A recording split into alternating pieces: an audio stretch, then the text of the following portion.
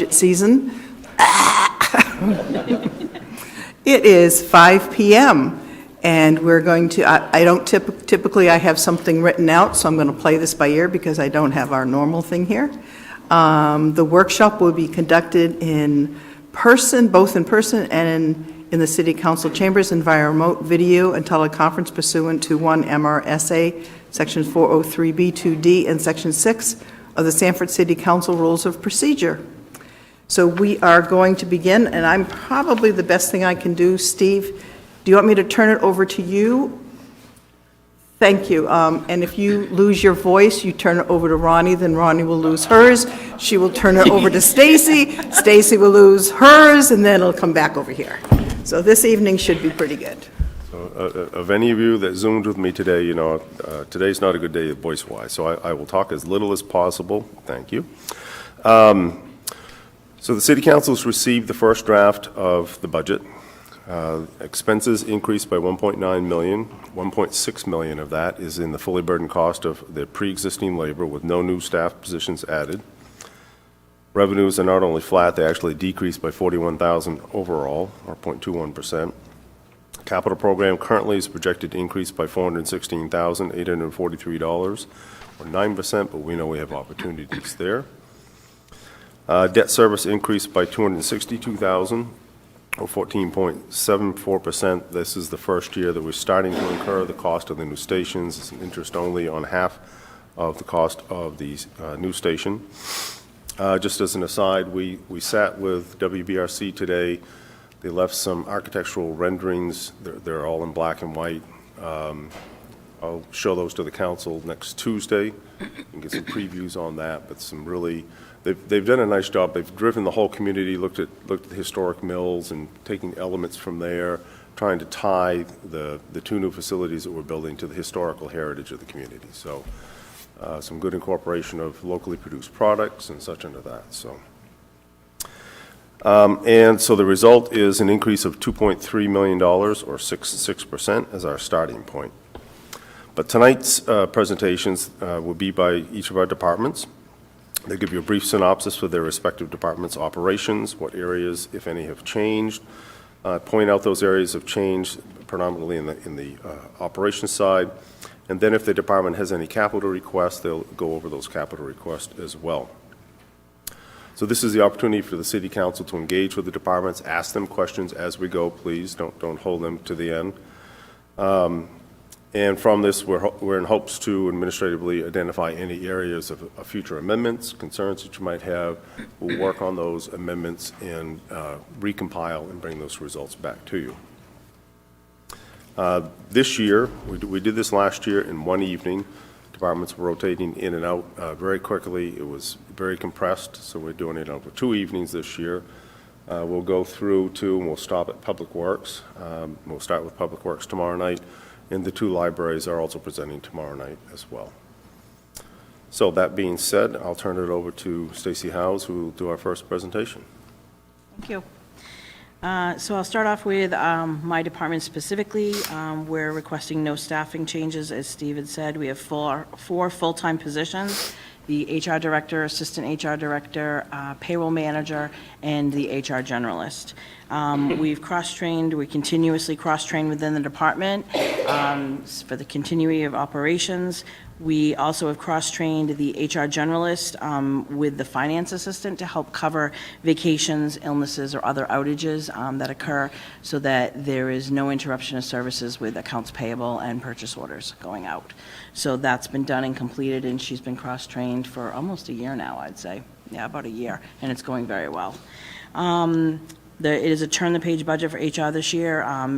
Really no increases, no additionals, other than the contractual ones, or the COLA. And the additional resources for the training is the only thing that I probably will be coming through within the future. We focused a lot on training, and I'll get into that a little bit more. But with the training resources and the needs, my budget is a little bit under what they've been coming in. So I expect if we're going to continue on the same path for the future, I will need probably a slight increase. But for this year, I'm pretty much keeping everything as is. Okay. Overview of the department operations. we support basically for one of the 20 departments. There's hiring, payroll, income protection, workers' comp claims, FMLA paperwork, open enrollment for health and dental and any other benefits, our W-2s, 1095s, contractual salary changes, union negotiations, which include market analysis. We do salary surveys throughout the year, policy development and updates. We're working on the personnel policy and hoping to be able to bring that to the council before the end of this fiscal year. Audits, any citywide trainings, processing retirements, terminations, promotions, sick buyouts. We process health stipends, job description updates. Those are a few of the things that we handle throughout the year. So for the 4 people that we have in there, we are extremely busy. It just seems to be continuously coming. New laws, new things that get created every year create more work for us.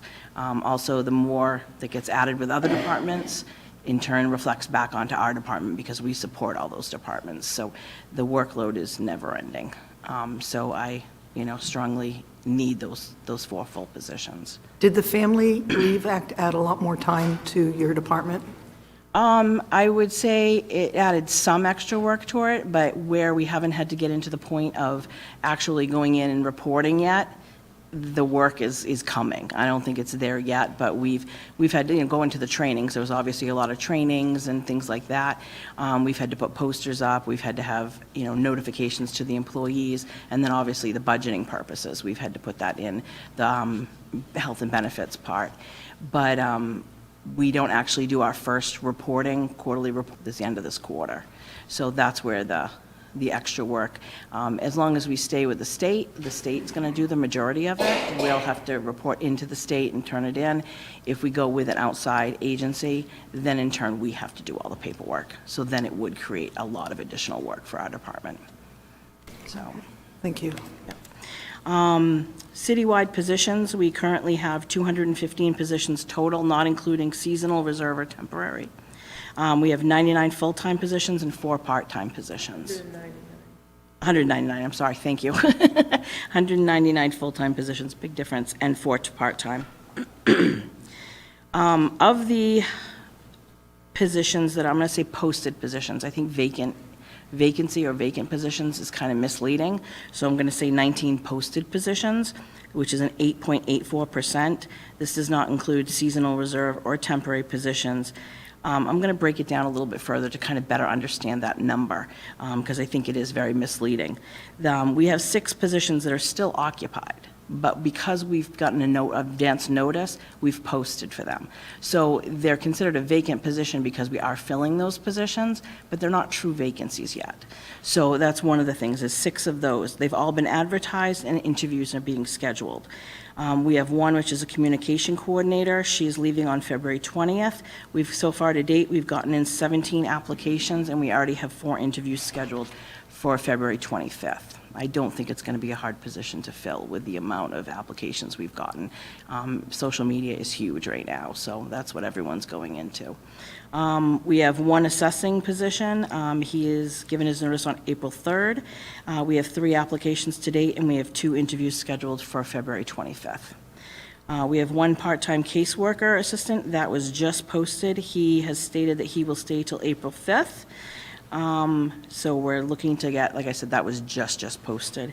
1 park supervisor, April 17th is the notice that he's given for his date, for his retirement date. We have 5 applications, and we have 2 interviews scheduled for February 18th. We have 2 police officers. One is retiring, one's getting done February 27th, and the other is retiring April 20th. We have 2 applications currently, but we're waiting for them to obtain their alert and PATs before we can move forward in the process with interviewing. Can I, one question about the assessor's position. Is it, I know we've typically had an assessor. Is it, because they're probably hard to come by. Yes. Is it better for us at this point to go out and go with a firm that does that instead of having in-house?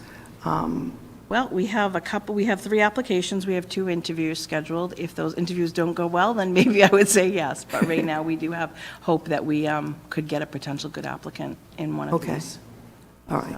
Thank you. I think it'd be very hard to find any capacity inside of existing firms. There's 12 known openings right now in the state of Maine for assessors, lead assessors.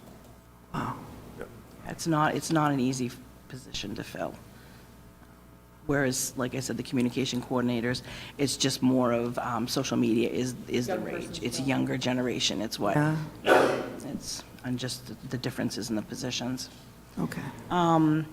Continuing on, we have 4 conditional offers that we've given that are currently in the background process. 2 heavy-duty truck operators, 1 dispatcher, and 1 certified police officer. So again, they're considered vacant positions, but I don't really truly believe they're vacant positions. We've given offers to them. So if they pass the background process, they'll be hired. So again, I take that out of that number, that 19. So now we're down to 9 vacant positions, and these are what I consider the true vacant positions. These are true positions that are not filled. We have not, given conditional offers on. We don't even have interviews at this point scheduled necessarily for them. We have 1 chief mechanic. This was reclassified December of 2024. It was originally a mechanic's position, and through negotiations, we realized the need for the chief mechanic, so it's been reclassified and reposted in December as this. We have 3 firefighters. They've been vacant since October of 2024 with retirements.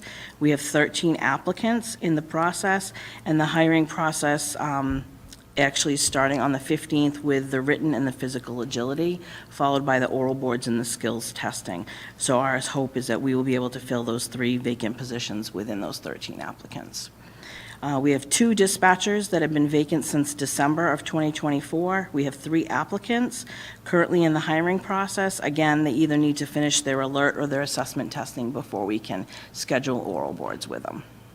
And then we have 3 police officers, been vacant since October of '24 and December of '24.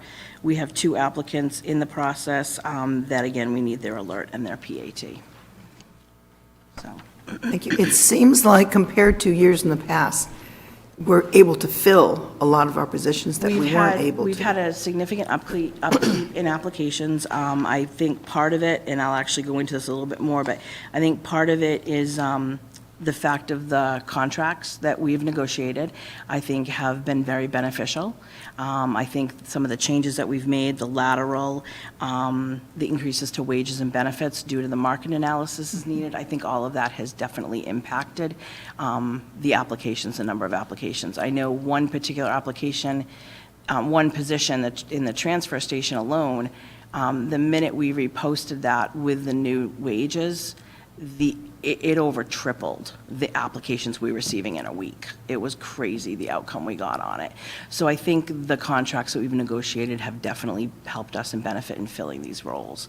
I think that's a huge part of it. The other thing that we've done, which Jordan has helped tremendously with, is we have our online application now. So it's not only fillable, but you can literally just hit a button and it loads right in. So there's no more paper applications. That's all changed. So it's been a while coming, long time. We're up with the times, I guess you'd say. We're in competing, and we've noticed a huge uptake in applications just by doing that as well. So we go on and just check it every day and download any of the applications that are on there. And I think we need to be aware that when we approved, as a council, we approved the contracts for all of our different teams, and that you're going to see that increase in the bottom line of our budget, which is probably what the most thing is within our thing. But we approved it, so we have to remember that. That's also why we're able to attract more people, because now we're within the market. We're not below everything, so we're getting the people saying, okay, Sanford's a great place to work. Now they're paying. So now we'll go there. Yep, and we're also seeing an upkeep of people within our community. We're actually seeing applications from within Sanford. That's fantastic. Which is amazing. In the past, we haven't been attracting them. They've been going outside of the community for other positions. We're finally attracting them within our own community. That's good to hear. Yeah, it's huge. fantastic. So compared to other municipalities, Sanford is doing actually very well. When you look at it at first, I think it's misleading. You see 19 positions and you're like, oh, wow, that's, 8% is a lot. But when you break it all down, we really are not doing bad at all in hiring. We're in a very good spot, I feel like, compared to especially some other municipalities when you start hearing their, departments are less than half staffed. Yeah. Again, we talked about the contracts with increases in wages and benefits, including the lateral time has significantly helped with hiring. So we have police officers that are able to come, they may, or dispatchers, they may have, 4 or 5 years in another municipality. They don't lose all that time. They come here and they start at that step, in lateral step, where they've got that 5 years that counts, which is huge. A lot of people don't want to move within municipalities if they have to start at the bottom again. So that has really saved us doing that. Like I said, it's enabled us to hire more certified police officers, dispatchers, and actually CDL drivers. I think we have the most CDL drivers than we've ever had in the history of Sanford. It's crazy. Our transfer station, everybody has a CDL driver. CDL, which is huge. Having those licenses, it enables us, if we have somebody that's out sick or an illness or a vacation, we're able to pull and have that person fill in for these needs, like the tractor trailer driver or something like that, which we've never been able to do before. So that's huge. And on top of that, we also have a CDL trainer that we've now hired within the Public Works Department as part of the team, but he actually is a CDL trainer. He's trained to be a trainer. So he's already helped one of our employees. He's been here for a short period of time, and he's already helped one of our other employees get their CDL. Retaining staff has been increasing the challenge the past few years. Municipalities are constantly competing and hiring from each other. Most people only stay in a position for an average of 4.1 years, according to the Bureau of Labor Statistics. It's common for us to see an application, to see that an application has changed positions every 2 years. That's the norm now. So what we used to see is people would stay in positions for longer and longer. They're not. They're job hopping, and that's the norm everywhere. So I think what we need to focus on more is retaining the staff that we get and finding ways to be creative to keep them rather than having them job hop. I think that's the challenge that we're facing more now because it is becoming the norm. In 2024, we hired over 140 employees, full-time, part-time, seasonal, and reserve positions. In 2024, we processed over 330 applications received, full-time, part-time, seasonal, and reserve positions. I'm very proud to say my department, the way they handle things, we get an application in. The first day that we receive it, we immediately contact the applicant, letting them know we've received their application, thank them for applying, and let them know that we'll be in touch within the next couple weeks with, further in the process. I don't know many places that do that. So we keep up with the people. It shows we care, and we let them know that, we did receive it. And then we make sure every single applicant knows either they're given a conditional offer or they're given a no thank you letter, stating that they didn't move forward in the process or whatever. And I think that's impressive. I think it says a lot about the city and that we care about our people and the applicants that are applying. As the city grows, the department grows. I talked about this earlier, the workload for HR does grow. So that's something that I'm not looking for additional staffing, but again, I'm just really stressing our department is busy. It's very busy with all the needs that it comes across. One of the things that we've focused on a lot, I would say especially in the last few months, since this Assistant City Manager, Michelle, has been on board, she has helped out with this, is with our trainings. We've also been utilizing the Harold Delphon Grant. The Harold Delphon Grant offers a 50-50 match and secures funding for up to $1,200 per worker to participate in a professional development and workforce development training. They've been doing this since 2023, and we've been utilizing it since they started with this program. So we've utilized it in 2023, 2024, and we're again using it in 2025. It's been a requirement of all departments that they must apply for this grant before any training needs are approved or submitted for payment. So we are utilizing this probably, I think, more than a lot of municipalities are. I'm actually on the board for the Maine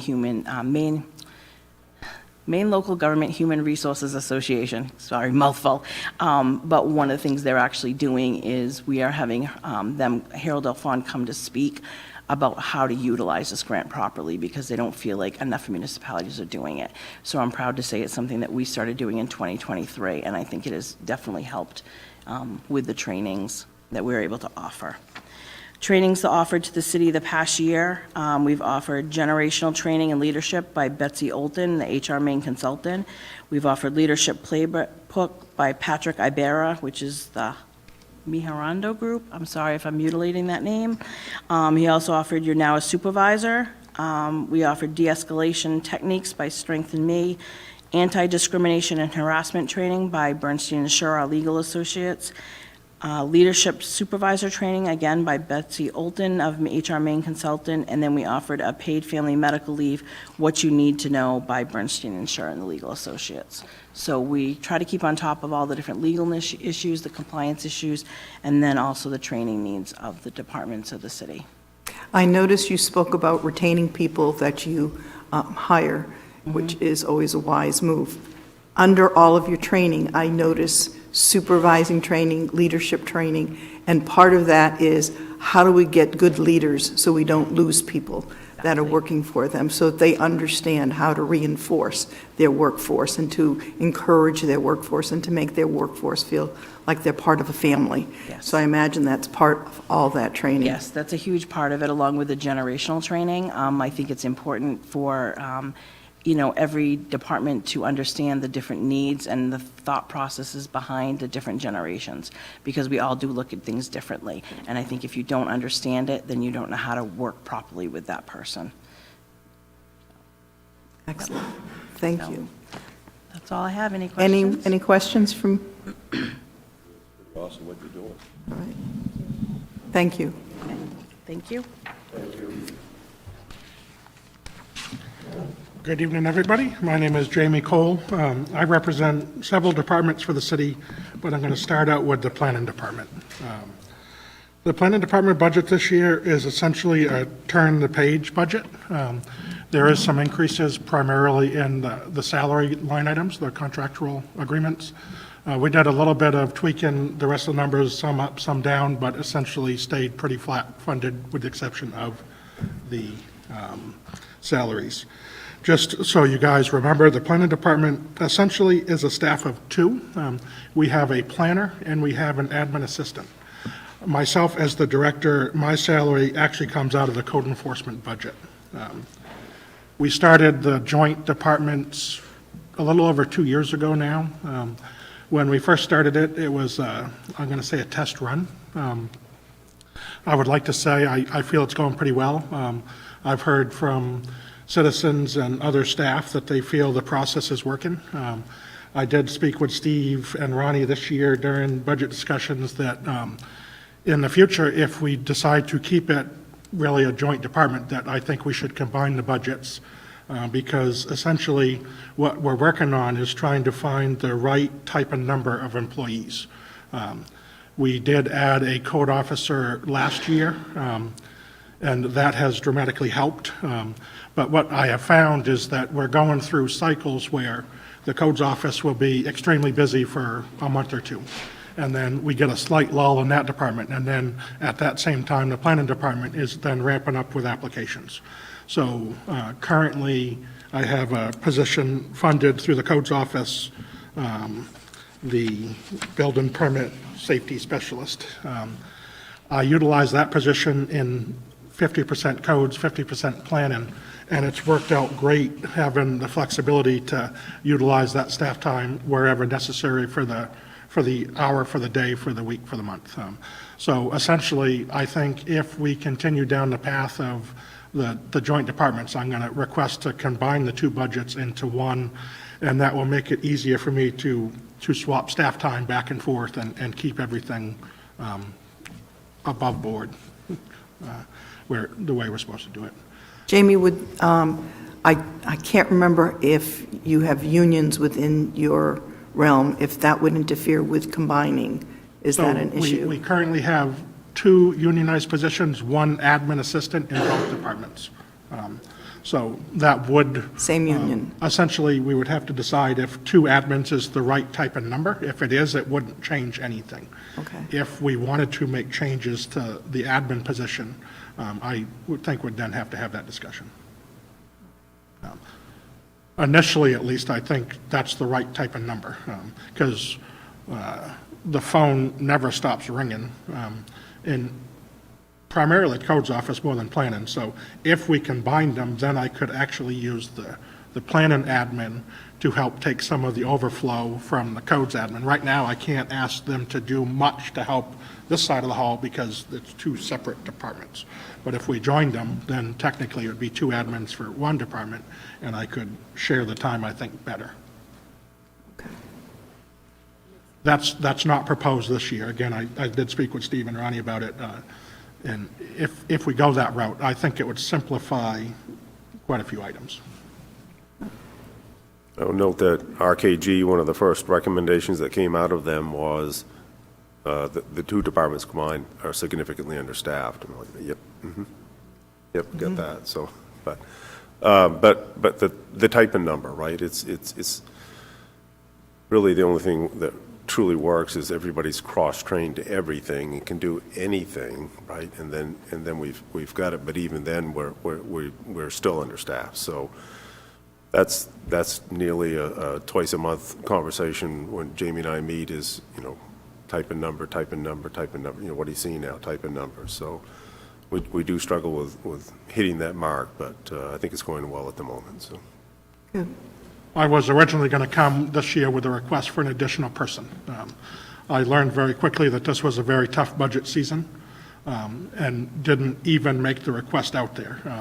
You're probably going to have a broken record tonight from almost every department, but in the future, whether it's two departments or one, we will probably come with a request for additional people. And unless something happens and the construction/development world tanks, which I don't think is going to happen, we might see a correction, but a correction isn't going to solve our staffing problem. So in the future, I would forewarn that we're going to be asking for probably an additional person.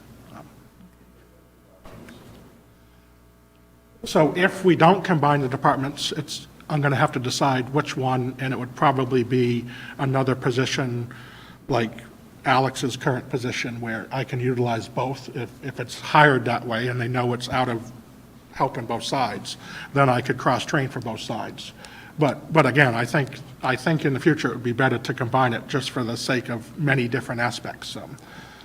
So if things continue to go the way they are, I would like to think that we can combine them in the future and then get in trouble.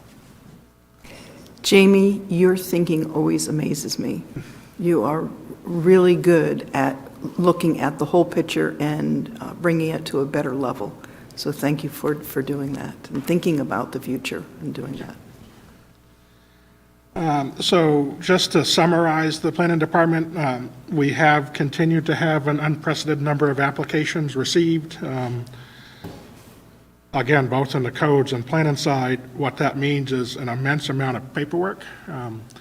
We are digitalizing plans. We are trying to make it easier on both staff and developers for digital plans instead of killing a rainforest every project. That is working. All of the review departments now have iPlan tables, which is essentially a big screen television with a computer hooked to it that it's touch screen, we can write on plans, we can send notes back and forth. We're still in the training aspects of all of those, and the fire department, the fire chiefs help the plans review for the fire codes since the fire marshal no longer works here. So right now, their iPlan table is kind of stuffed in between the two assistant chiefs' desks, and it's not convenient. So once they get their new space, it'll be much easier to get them trained up on the iPlan table and get all of the departments better utilizing it. But we are training, we are starting to utilize it. We've utilized it on some pre-apps and some development discussions with future projects. So that's gonna help the paperwork side. The digital world is a necessary evil. Aaron, our planner, has been devoting quite a bit of time on the comprehensive plan update. We've had 7 steering committee meetings now. Those meet the 4th Wednesday of every month. We hired RKG to do our market analysis, which will assist both us in the comprehensive plan update as well as economic development. We're expecting, well, technically, we've kind of got the final report. It hasn't been vetted yet, it hasn't been finalized yet, but in the coming weeks, we'll have that final report public, which will, again, assist immensely in the comprehensive plan update, as well as some of his key goals. After the comprehensive plan is the exciting part for me. So the comprehensive plan is pretty much primarily on Aaron. After that is going to come the comprehensive ordinance amendments, which, as somebody that's worked for the community many, many years at this point, I've been documenting lots and lots of potential changes that needed to happen, dating back, I've been here 18 years now, so dating back 20 years. With the comprehensive plan, we're finally going to be able to do a comprehensive ordinance update, a subdivision ordinance update, a zoning ordinance update, and that is where I think the city is going to benefit a lot from this comprehensive plan process. You probably foresee subcontracting a lot of that rewrite for the zoning stuff? So we're going to probably subcontract some of that out. Recently, I'm not saying it's not a lot of staff work, but I'm thinking it's still. well, just a lot the of immense modern- amount of work that's going to be involved with current staff levels, it would take me 5 years to do what we need to do, and I want it to happen much quicker than that. It needs to happen much quicker than that. So in the plan and budget, I do have some consultant money put in there for this year's budget. It's a turn the page because I'd asked for it in current fiscal as well, so it's not a new request, but I did ask Steve to leave it in for that purpose. We've had some discussions with a private contractor, I'll say, in regards to actually getting some assistance for the comprehensive plan process as well, in some of the mapping and stuff like that that is labor intensive. Originally, I was hoping we could have the comprehensive plan update in a year. We're not going to meet that timeline.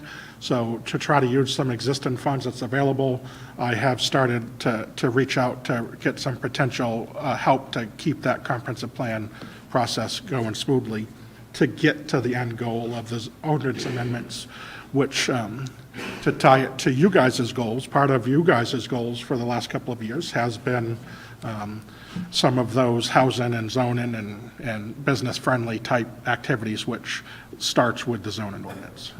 So in an effort to keep everything moving, we might farm out some of the comprehensive plan update as well. Aaron is okay with that. We talked about it, so I'm not stepping on any toes or anything. It's just an immense amount of work, and I wish I could devote 100% of Aaron's time for the next 4 months to make it happen.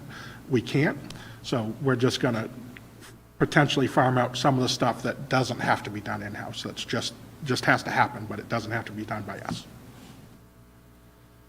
Jamie, Aaron can save some time on parking because there's a bill before the legislature hasn't gone to hearing yet. They keep doing the one-size-shoe-fits-all to change all all zoning for all municipalities. You cannot have any parking requirements for any new development. Wipe it out. How are you doing with that, Steve? Where are they going to park? Where are they going to park, right? Yeah. Well, in all honesty, and I'm not going to dive into this, if you tell them there's no street parking anywhere around their development, don't you think they're going to try to fit in parking for their customer and/or client? Well, but the state's just going to wipe it out. They don't have to. They don't have to, but a developer would want to. So essentially, what they're saying is that the developer should have the option of, if they feel they need 3 parking spots, to install 3, if they feel they need 300, to install 300. For instance, Walmart won't come in if they can't have their 400 parking spots. If they can't make it work, they're not coming. So the thought process behind this law is let the developers decide how much parking they need, not us giving them an arbitrary number. I also see a whole business developing. Buy land, build a parking garage, rent the spaces out. It's a whole nother business. Other communities do it. Parking garages are losing. Well, I think I'm starting to get complaints in Springville around the Nassau dorms, because if people go visit, they got to park on the streets. They're parking in front of people's houses that have never had people park there before. Right-of-ways are getting backed in. So this is going to be something. So this is going to be a headache, I think, so. So that's a bill that's proposed. I'm not positive I feel it's going to pass the first go-round. There might be some sort of version that comes out of it that is a meet-in-the-middle type of grounds. I don't think Maine is ready yet for no parking requirements, whether that's Sanford or whether that's any other community within. Thank you, that calms Steve down tremendously. We shall see. So that pretty much sums up the planning department. And again, some of this is going to be a broken record. I'll try not to repeat myself too much talking about the code side. But I'm going to switch over to the code enforcement department. So essentially, this was another turn-the-page type budget with a few exceptions. So our contract services line item went up. That was primarily for our electrical inspector, which is a subcontractor individual. He's not an employee. And that is also for the state of Maine DHS. So in both cases, we have offset in revenue. So our electrical permits are basically set up where we collect 100% of the fee, and then we pass through to the electrical inspector a percentage of that, or a large percentage of that.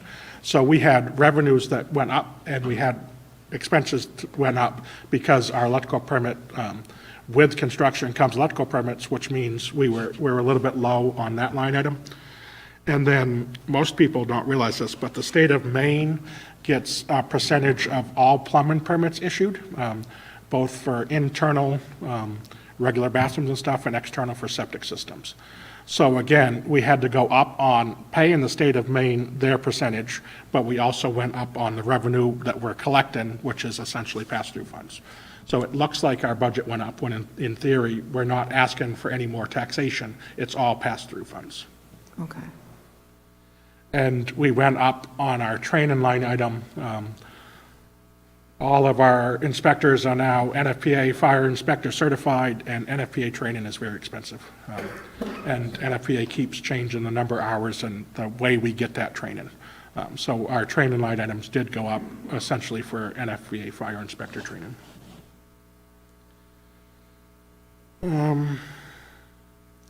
The staffing in the codes department, now again, there's a little bit of overlap on the land bank, which I'll talk about next. So in the actual codes enforcement budget, there's me as the director of code enforcement and planning, the building permit safety and permanent specialist, we have an admin assistant, and we have one code officer devoted to the codes enforcement side. Again, we have been actively for 4 or 5 years now, cross-training, so I say we have one code officer in the code side. That person also helps with land bank inspections when need be, also helps the admin and all of that. But essentially, out of the codes enforcement budget, there's myself, the permanent specialist, an admin, and a code officer. That number changed last year. We added the code officer position last year's budget. Essentially, when we figured out the combination of codes and planning was working, my time as a code officer inspector was becoming very hard to devote to inspections. I spend a lot more time now doing office type stuff, so we had to replace me to do inspections. So we added that code officer position in current fiscal year budget. Technically a little bit before, but so no changes of staffing requested. The staffing we have is essential. In fiscal 24-25, our current fiscal, I 100% collected my revenue the week before the change of the year, so in December. So 6 months in, we were 100% collected. We went up in revenue expectations this year. Currently, I believe 86,000-ish over collected with 4 more months to go, and 3 of those months are typically our biggest months. So we are substantially over collected this year, which means we are substantially overworked this year, and last year and the year before, and so forth and so on. So although, again, I did not ask for an additional person, if the world continues the way it is, we are going to have to eventually add another person. With the prices of houses and the prices of land and the prices of lumber and the price of everything, I've gone to Steve 5 years in a row and said, this bubble's going to burst. I don't want to go up on revenue. I don't want to ask for additional people because I don't want to hire somebody and then 6 months later have the world fall out from underneath us and, heaven forbid, have to say sorry. So thus far, we haven't done a lot of changes, but I think I've officially lost the battle on we're going to have a bubble, and even if we have a correction, I don't think it's going to be a major one, and I think Sanford is posed at the top of the hill, and we are only going to continue to grow and grow and grow, and which means even if we have a bubble, I think the change in attitude about Sanford in general is going to replace the loss there anyway. So I strongly personally feel that Sanford is just on the tip of the iceberg when it comes to development. I think Keith might agree. We'll see what he has to say. And I guess I just want to remind you that the Codes Office absorbed many of the former fire marshal's duties, and I am sharing the responsibility of the land bank with our new Assistant City Manager, Michelle. So on top of it being banner years, other duties have been assigned, which are all tied to development, which again is very strong right now. Thank you. Okay, with that said, now I'm going to go over to land bank. I believe Michelle is going to come up and join. So we're going to share the land bank discussion because we share the land bank duties. So I will start with essentially it's a turn the page budget. So out of the land bank budget, we fund 2 code enforcement officer positions. Those are essentially paid for through the licensing fees for rental and vacant properties. We are not requesting additional staff there. In a perfect world where those 2 code officers could devote 100% of their time to rental and vacant, I actually think that's the right number. We do utilize those code officers to help overflow inspections and work in the office as well. Right now, I would say that department is also short-staffed, but once we combine everything and, again, rotate and get the right type of number, I think the 2 CEOs dedicated to the land bank activities is a good number. The focus of the land bank, Michelle's going to talk a little bit, I'm going to talk a little bit about it. My aspect of it is the land bank does the rental inspections, does the vacant license inspections, is the code officers that do the inspections for the dangerous building process, which Michelle is going to talk about. And all of those, I think it's safe to say, has helped our housing status, has helped our existing housing stock, has encouraged some improvements in existing housing stock, has encouraged some new development in some of our neighborhoods that need some improvement. So I guess I'm just going to say that I believe the land bank process is working. When we first started in Sanford, it was a fairly new thing to the state of Maine. Not many people understood what it was or what it meant. Other communities are now copying us because it's working for us. I get calls all the time. I actually got a call from another large city in Maine that wants to come in and talk with us about many things, but one of them is our land bank program. So other municipalities are watching us and thinking we're doing pretty good with the process. I'm going to turn it over to Michelle now, let her speak for a little bit. Hello, good evening. I don't know if I need that, but, all right, so currently with our land bank, as Jamie said, we are actively busy. We have 1 hearing scheduled for next week on a property, so this is going to be the first hearing that I've actually been here that will see a property from start to finish. We do have 2 properties currently in progress of demolition, so we'll have updates for the land bank meeting actually tomorrow. But And then we do have other properties that are on our priority list. So these are properties that during our land bank that we talk about, concerns from the public, we'll reach out to you as counselors and, we'll hear complaints that way also through the city manager's office. So we do have that priority list that we're going to be working on, but we need to get the ones that are in process, we need to get them through and see what we have for funding that's left. The goal of the committee is actually to do one hearing a quarter. We would like to do more, but because of the staffing levels that code enforcement has, we're limited as to how many properties that they actually can get out and do the whole violation process and see that through. So we also have the blighted building ordinance that you just approved that was finalized at the end of last year. This is going to allow the city to move forward supporting the council goals of revitalizing downtown. That also ties in with improving our current stock and helping with community and economic development. So that kind of all ties together. Once we get these homes that we're working on done, the funding is an issue for us. We are getting low in our land bank account, so we'll have to really take stock and see what we have. Jamie did inform me that we received a check from the state of Maine today for about $19,000 that will go back into the land bank account. So that is good. So just keep in mind, we do have a lot of properties on our priority list, but of course, funding is going to limit what we'll be able to do with that.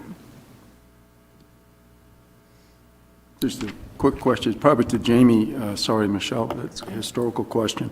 Where did the original funding come from for the land bank? You had to have come up with a couple $100,000 somewhere. I'm going to refer to Steve, but essentially you guys. The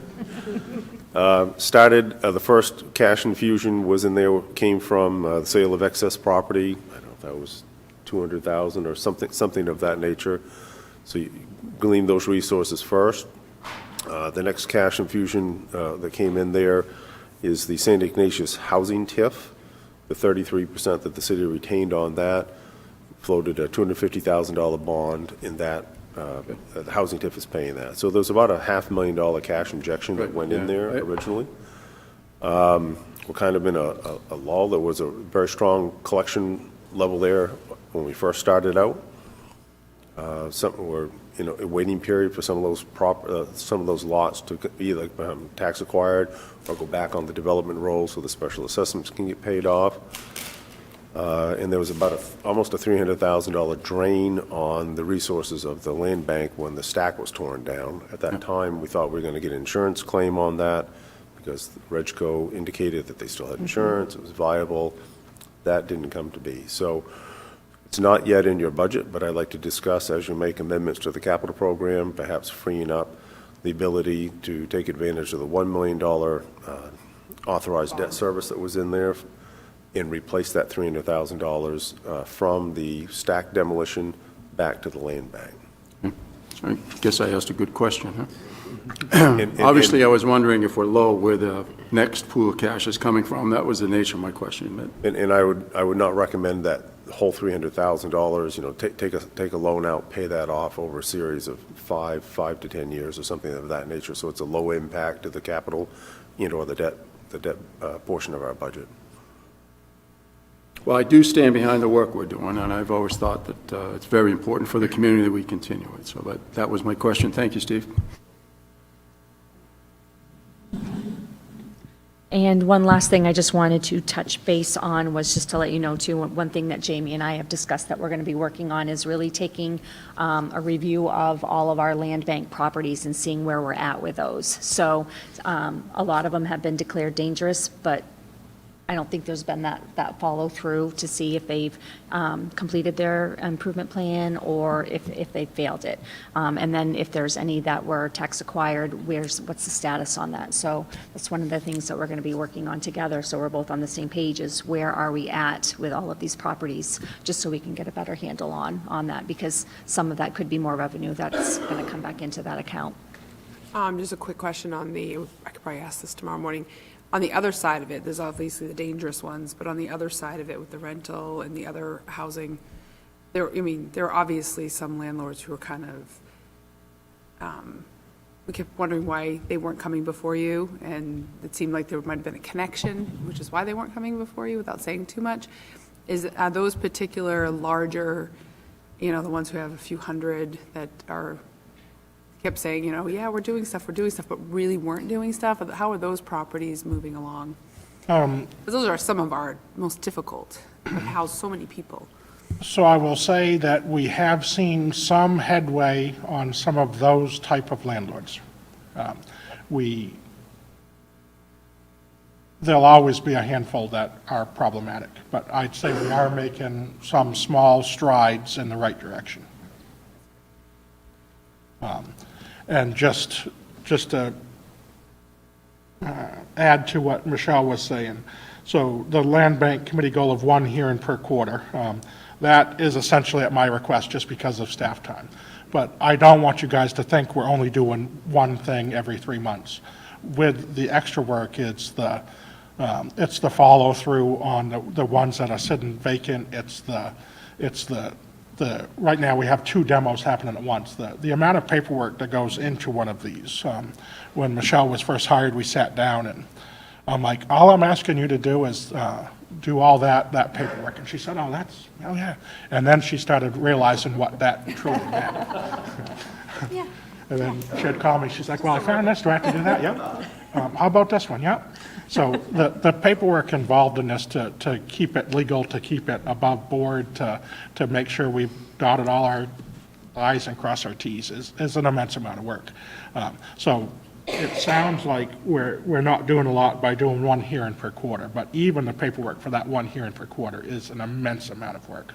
Well, I'd like to point out, it's not just about the properties we're declaring dangerous, it's about all the other ones we're trying to avoid declaring dangerous, Correct. because there's a lot of work in that as well. So Correct. I fully understand why 1 per quarter is manageable right now. The Land Bank Authority would love for us to do 10 of these a quarter, but they understand the limited staff time. And Jamie, we purposely didn't tell her about that when we interviewed. Of course. Oh, it's nothing, that would be just a party. She loves the good challenge. Right, and I do want to thank Jamie, because there's not a week that goes by that I don't reach out to him with at least maybe 2 to 4 questions, because he has a lot of patience, and he's been great to work with. And then to wrap up the land bank, we have 3 capital improvement requests. They are essentially carryovers. So we're in our final payment of the LED streetlight conversion. That will come out of this fiscal. We have a lease purchase payment for the Springvale Notre Dame site for the Springvale station. And then there's final engineering for referendum, so that was a CIP line item to help get us the plans to the point where the bond takes over. So essentially that, those are all carryover, those aren't new requests, those were all stuff from before. Well, 2 of those I consider fire department requests. And that's all I have, unless you guys have any questions. All right. Any questions? Go ahead, Nate. Thank you for presenting. I also appreciate the work that your department does, all 3 of them, and certainly don't want to make any decisions that impact the work that goes on. I guess the question I have, and I ask you, Jamie, because you're the first one that's here, it's a question I have for other departments as well. There's some carryover line items where there was certainly no change of request of money, but it looks like historically from 2024 and 2025, and for the counselors and everyone else, I'm referring to the line item sheet that Ronnie gave us, where there are some requests that were made, but the actual expense was probably significantly less than the requested amount. So just for your own benefit on planning, I had it start and everything. So like for contract, and I think some of these you've answered already, Jamie, but where there was the request is 16,000, but looks like over the last couple of years hasn't gone up before 5,000. And same with advertisement, where it's like $10,000, but it looks like the highest we got in 2024 was 38, and next was 31. So for you, unfortunately, you're on the spot, but for other departments as well, is there plans to reach that number, or are these carryovers, or can you just explain that a little bit? Because it is a tough budget season, and if we don't want to affect the work you're doing, perhaps we have to look at other ways, potentially cutting. So you brought up the planning, so because contract services is exactly what I was discussing with money that we've requested for contracted help for the comp plan. That one specifically has been added a few years and not used. That's because it took a while to get the comp plan process started. Sure. We are now going to be actively using those funds. The advertising, we did drop a little bit in this year's request. I didn't drop it more because with the comp plan completion is going to become the ordinance amendments, and every one of those, I have to do public hearing notices at both the planning level and the city council level. So while with the advent of the Sanford Springvale News, the advertising cost has decreased over historically. Their fees have increased recently. And with a lot of ordinance work coming forward, we might actually end up spending more than that, depending on how fast we can rapid fire ordinance amendments. But yes, those line items in particular have been reserved for the comp plan that we are finally there. Okay. Thank you. And then the only one for codes was training, but you talked about that as well, so. So the training one, in this year's fiscal, we put a large sum of money for me to go to the NFPA Academy for a plans reviewer for the state construction permit. At this point, I would have to recreate myself about 3 times to make that happen. So while it is still the city's goal to eventually possibly get that service back in-house, until we figure out the right type of number, there's only so many minutes in the day for me, and that's not gonna. So it is in this budget. My goal is to actually, if we ever get that service back in-house, it's not so that one person is trained to do that. It would be that there's more than one person. So even if I don't have available staff time in this coming fiscal year, I want to start training another code officer with that training so that if we get it back and I'm sick or go on vacation, we don't have a hole in it. The state, we took it from the state once. They have it back now. If we get it back, the state's going to want reassurance that it's not going to be a back and forth thing. So that's in an effort to get really 2 people trained for state plans review in the event we ever get that back. I appreciate that, Jamie. And again, it's just, the question I want to ask just because I know the public would ask that. They saw I it, so, understand. yeah. Thank you. Thank you very much. Have a good night. Thank you, too. And Keith, you were so anxious. It's great. Really? I looked anxious? I'm sorry. That was No, not- anxious to be here. Oh, that's not the energy I was trying It's to send. good. It's good. At all. So, thank you. Keith McBride, Director of your Growth Council. I am going to kind of skip pretty fast over the first part of this because I'm actually going to be in front of you a week from tonight for a quarterly update and planned on talking more about our work plan that my board just approved. But I will say that it really revolves around, or typically our work plan has revolved around what we call our high value, priorities, things like business attraction, business retention, expansion, downtown redevelopment, industrial development, public-private partnerships. You've seen this list before. I usually have it up on a slide in every one of my quarterly updates because it's been sort of the focus of how we think about the work we're going to do. We've decided to focus that down. A, because it's hard to communicate. What do you do? Well, do you have 5 minutes? Because I have to list 12 things. Instead, we're focusing on what our core competencies are. We find that working on TIF has been a great way to impact things like business attraction and housing and industrial development. Like we can use that tool to move the needle on a lot of those different high-value priorities. So this is how we're sort of organizing our work around marketing, around tax increment financing, and that includes not just working with applicants who are coming in, but also on the administration of those. I'm working on renewing, or that's not the right word, amending and extending TIFs if we have the ability to do that, if it makes good financial sense to do so for the community.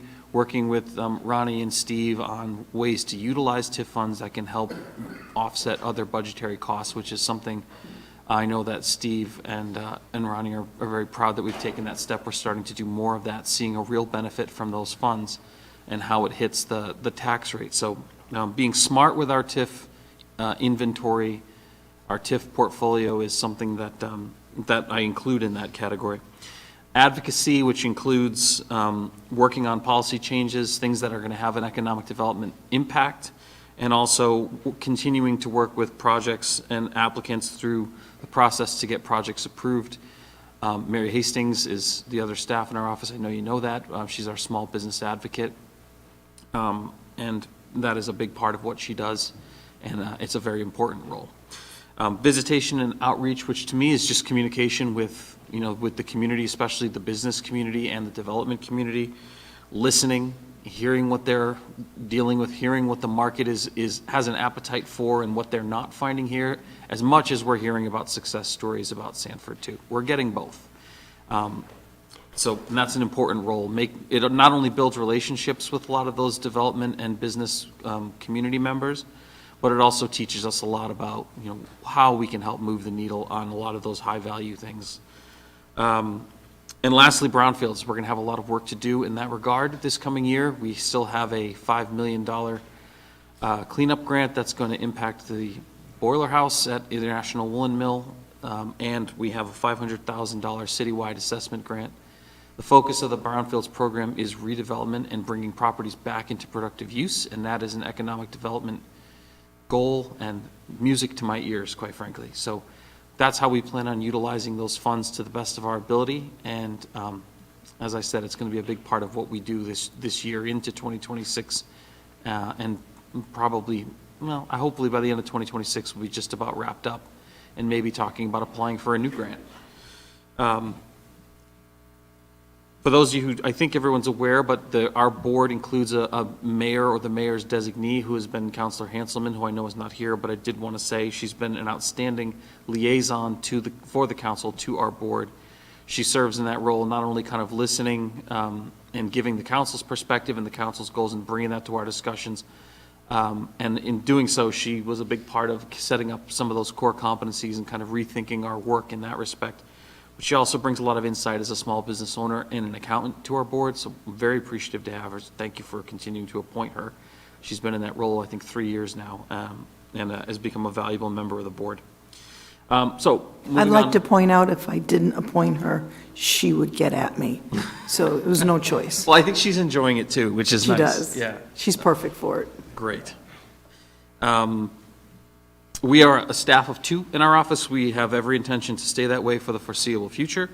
We have had in our budget in past years a line item for an intern, and this last year we were able to take advantage of a program from USM where they provide and pay for the intern entirely.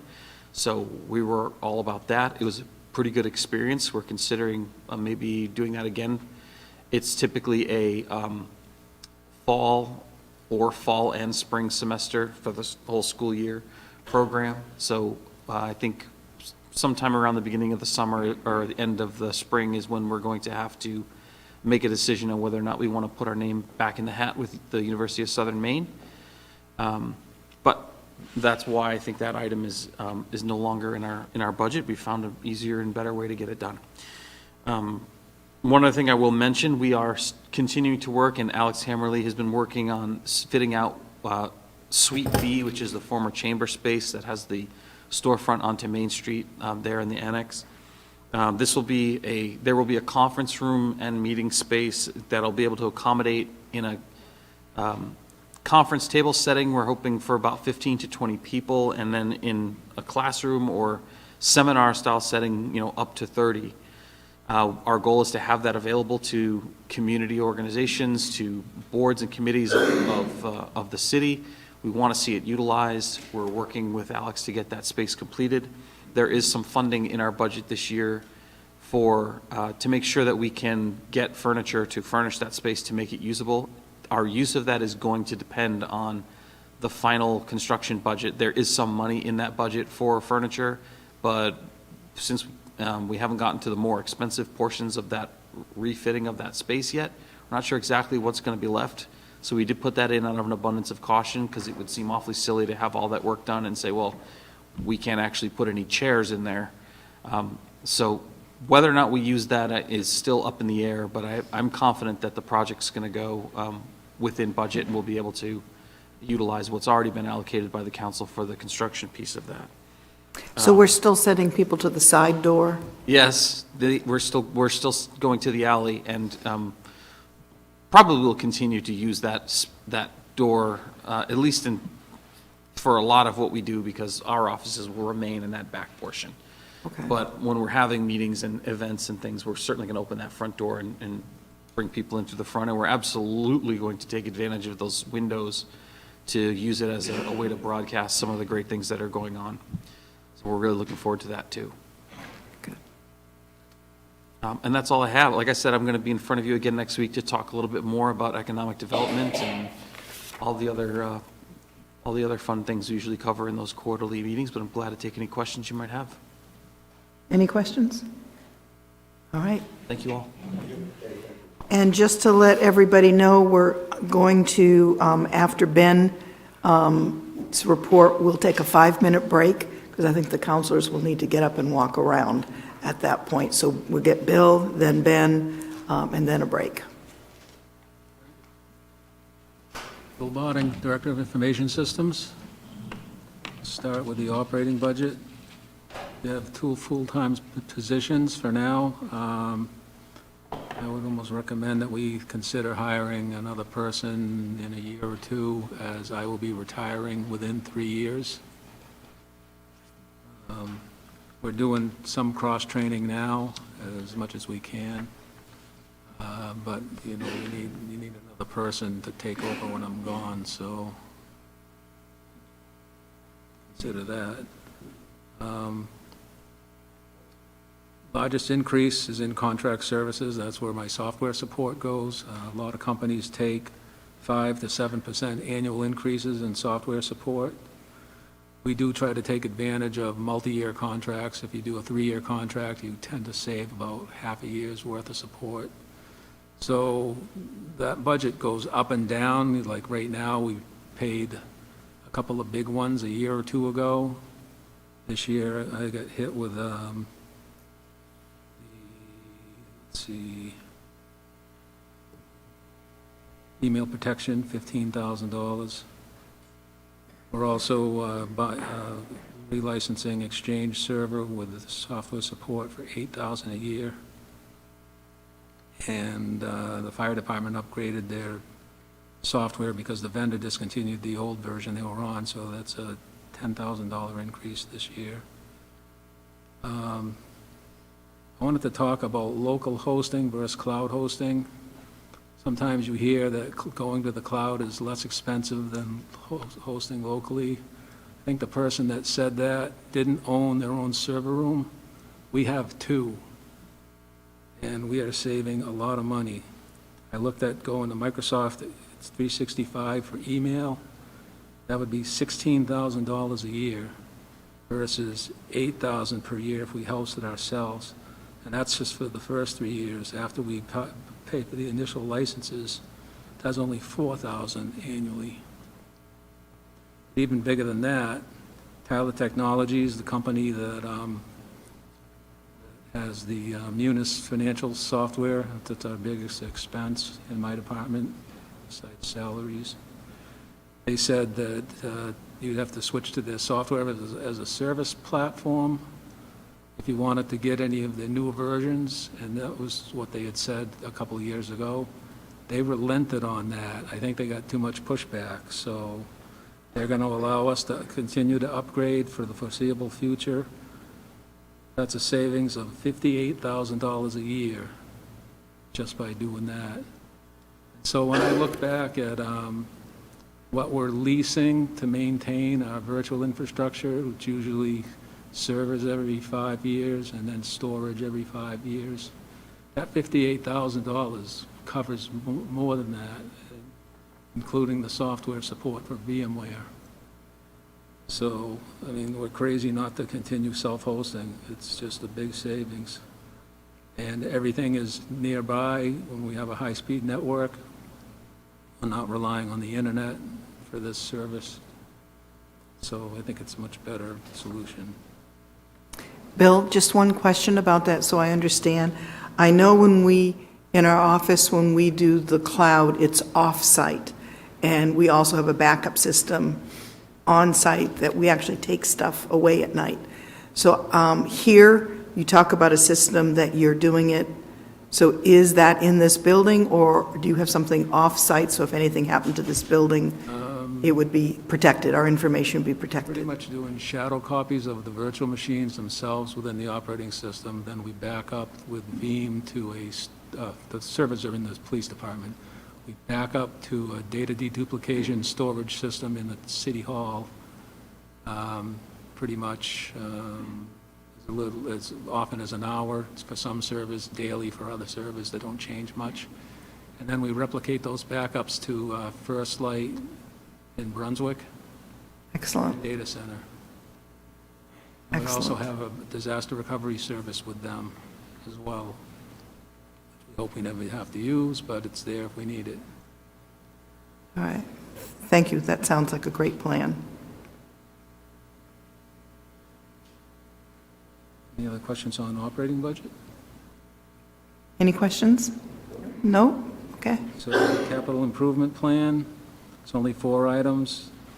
New computers being the bigger one. The Windows 10 is end of life in October, and there are a lot of computers that we have that we did an inventory of, and they will not run Windows 11. So we're asking for 20 new desktops and 10 laptops because of that issue. Then the next 2 items are leases for the storage for the virtualization system and that data deduplication device. Finally, there's a CIP item to convert our GIS data to CAIs, that's the company, their data model. That will allow us to have more up-to-date maps and tied to our live data for staff use. It also aids in generating maps, like published maps, a lot easier with less expense than we'd go through if we did not have this data model. Okay. Any questions from anyone? All right. Seems like yesterday we did GIS, Bill. I can remember GIS, when you got all the assessment records linked to the GIS system. I can remember you doing that. Yeah, I worked with CAI to automate that, so I don't have to do it manually anymore. Good. It's actually rather difficult. That doesn't surprise me. Excellent. Thank you very much. Ben? Hello, how are you? Good. Good. This won't take too long, I don't think. Well, don't worry, I'll shut you off anyway. Yeah, right? So, to keep it pretty short and simple, my net budget changes proposed for 26-27. Obviously, the only increases relate to salary and benefit adjustments, as discussed in every department. Non-contract services, which is our copies of the deeds from the registry that we pay for. I could see that trying to cut where we can, knocked it down from 1,200 to 1,000. When I came in, we started getting more deeds of various types that the assessing department should get. So I've increased that as well, and I still see that we can knock that line down a little bit. So that was the one thing that we could definitely do. Education funds have been moved to the new training line, so there's really no change in funding requests, but it's just a change, kill off that line and open up a training line per the request of the finance director. And that's that for assessing budget. Can't get much slimmer than that. So I was also asked to discuss near future needs and issues. It's not in the budget this year, but I am still adamant to say that we are short-handed. And everybody's saying the same thing, but this department's been overlooked for a long time. And as I brought up last year, the IAAO standards just for real property, we are still missing one person, and we deal with personal property on top of that in the state of Maine. So that will definitely be a need in that department. That individual, in my opinion, should be a full-time appraiser position, who will be cross-trained on personal property, a specialist. Where I came from before, when I was dealing with 6 towns, I would send my staff out. We would go through the town and comb through and see who's still there, verify which accounts are still there, pick up new accounts. You don't have staff to do that here, and it's not being done. So we're doing the best we can to keep up with. Definitely saw a huge improvement last year on filings for personal property, flipping more over to Excel spreadsheets, so that was huge, huge help. But we still have several, actually 2 file boxes of people that don't file. And if we were to actually get them to file, we're going to be buried. So I also want to speak to the longevity of a well-functioning cross-trained department. Right now, you have very strong possibilities of looming retirements within just a couple of years, as well as I am done on April 3rd. So there is definitely a need down there to look at the personnel and start building for a future. It's definitely a required position and a required department. This is your largest revenue source in the city. So I think we've made great strides since I've been here to try to bring other departments' communication up to what we need. We're still working on some of that, but I mean, obviously, we deal with everything codes is dealing with as far as new construction, planning for subdivisions, airport development, and I think we've done a good job trying to get that all to come into compliance and where we need to function down there. So I like the term, the vehicle that we use for permit inspection, the assessor mobile, just for a little fun. And so I think that's also a need that needs to be looked at as replacement of that vehicle in the near future, and probably continuously fund a CIP account annually, so that's not a big hit, just all of a sudden, boom, we need a car.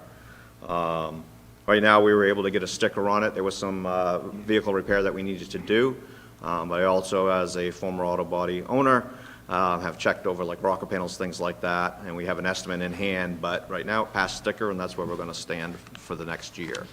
But you're probably going to be looking at something shortly. And does that need to be like a truck or something that can go into unusual places? You don't have quite as many as other places that I've dealt with, but that is sometimes a nicer need if you had an SUV that had all-wheel drive, if you start getting down into camp roads and things like that. We haven't had a lot of bad winters recently, but this one's hitting us a little bit. But I was also asked to speak on, and keep in the forefront, revaluation. So what I will kind of preface that with, obviously, I think there's still a need there, and I'm going to go through that with you guys, but whoever your next assessor is going to be another full-on discussion. The assessor is the only person that can call for a reval. It's the only person that can call off a reval. So as I'm exiting, whoever the replacement would be would have to grab these reins and continue down this path on their own plan. What I was pushing for and looking for, and Steve and I have talked about, was an implementation for April 1st, 2027. There's definitely a need for that in the city. It has not been done since 1987. I am continuously going down rabbit holes as you try to correct one problem. There's 5 more that pop up. I actually, to just give you an example, was looking at a sketch the other day, and one of the very few that we had a photo for clearly had a second story on a part of the building that we weren't even capturing. So there's definitely a need that measurement list would go through and capture a lot of value that you're missing right now. Currently, there are no funds for this revaluation. Just from my experience, I've held the reins on 3 since 2020. The estimated cost would be between $60 and $65 a parcel. At this moment in time, you have 9,675 parcels, which will increase as we move forward. But I think you're still in a fair ballpark.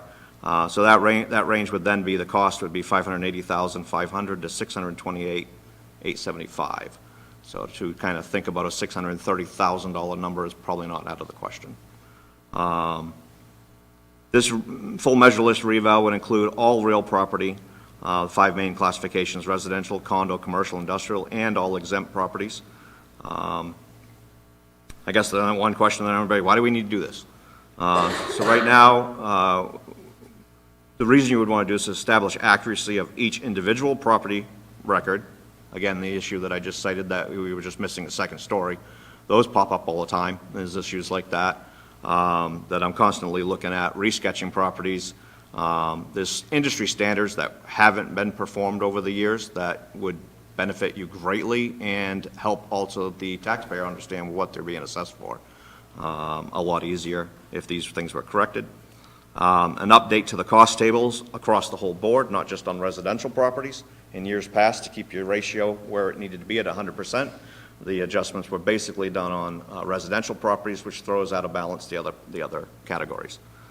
And of course, obviously, to correct the citywide valuations to establish fair and equitable assessments across the board and across all 5 categories.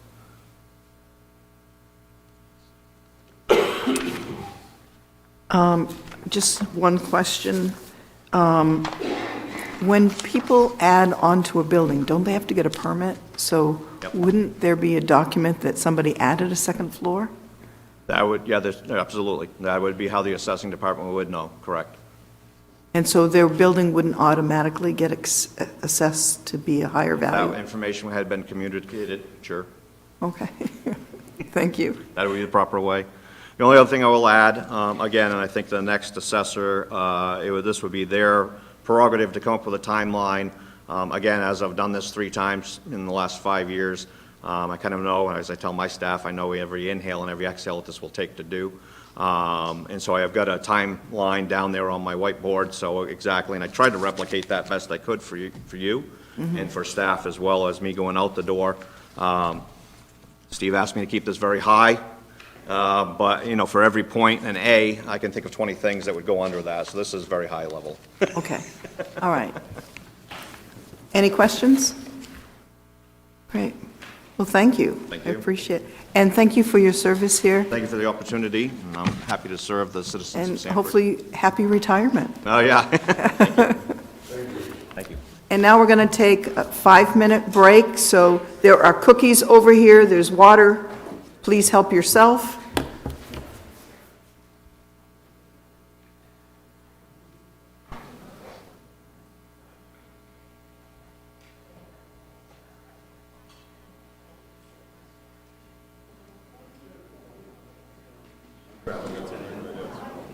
Get the big industrial bag.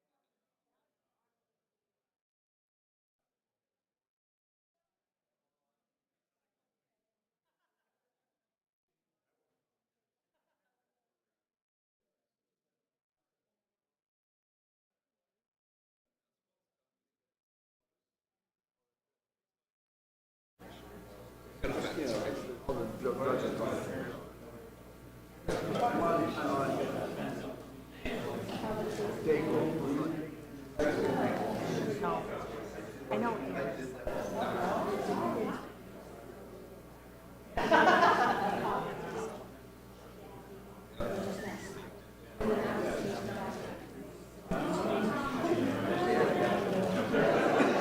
I haven't slept in I'm sleeping in a room.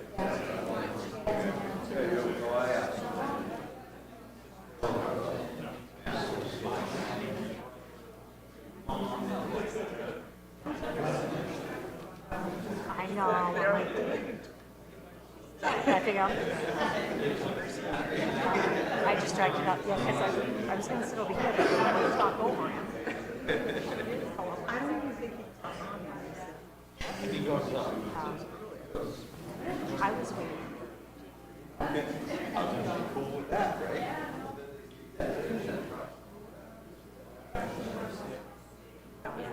That's fine.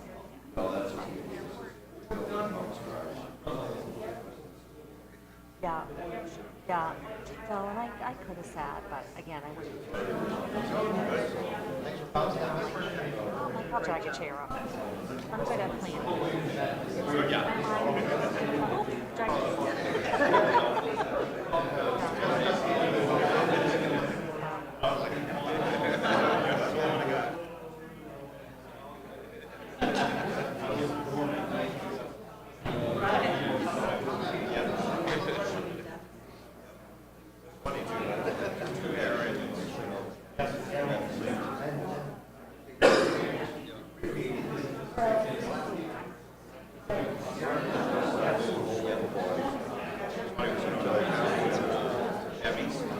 the cloud on the screen. That was good.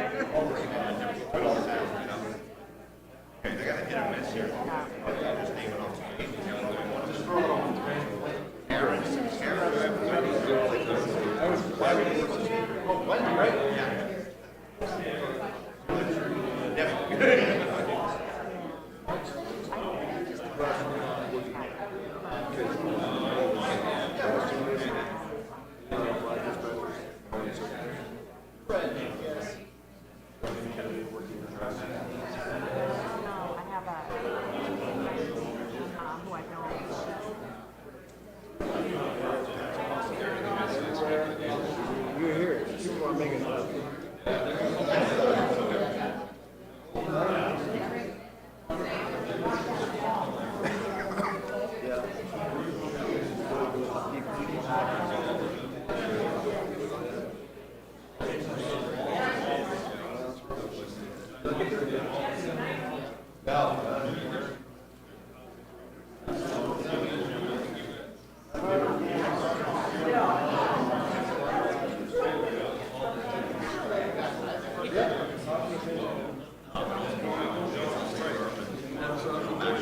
Which is smart. This is something you're going to regret.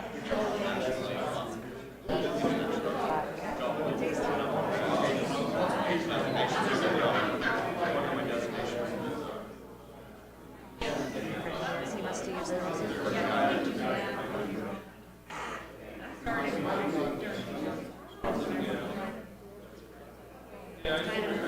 Well, I had a hard time. He showed me out there because him and.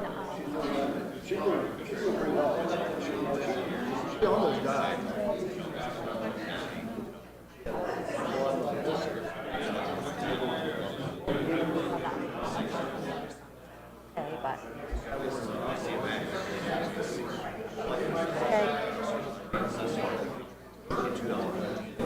Okay, it's time to get back.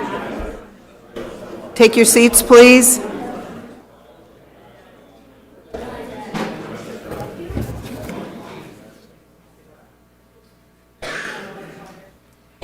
And we'll start with the treasurers, the city clerk, voter registration. All the easy ones.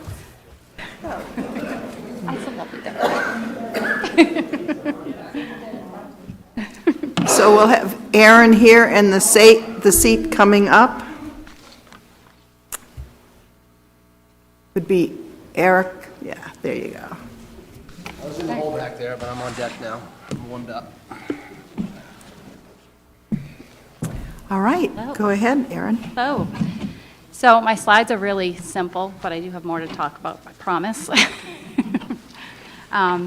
So the treasurer, city clerk side is what the first thing that I'm going to talk about, because the voter registration is really literally election voter registration.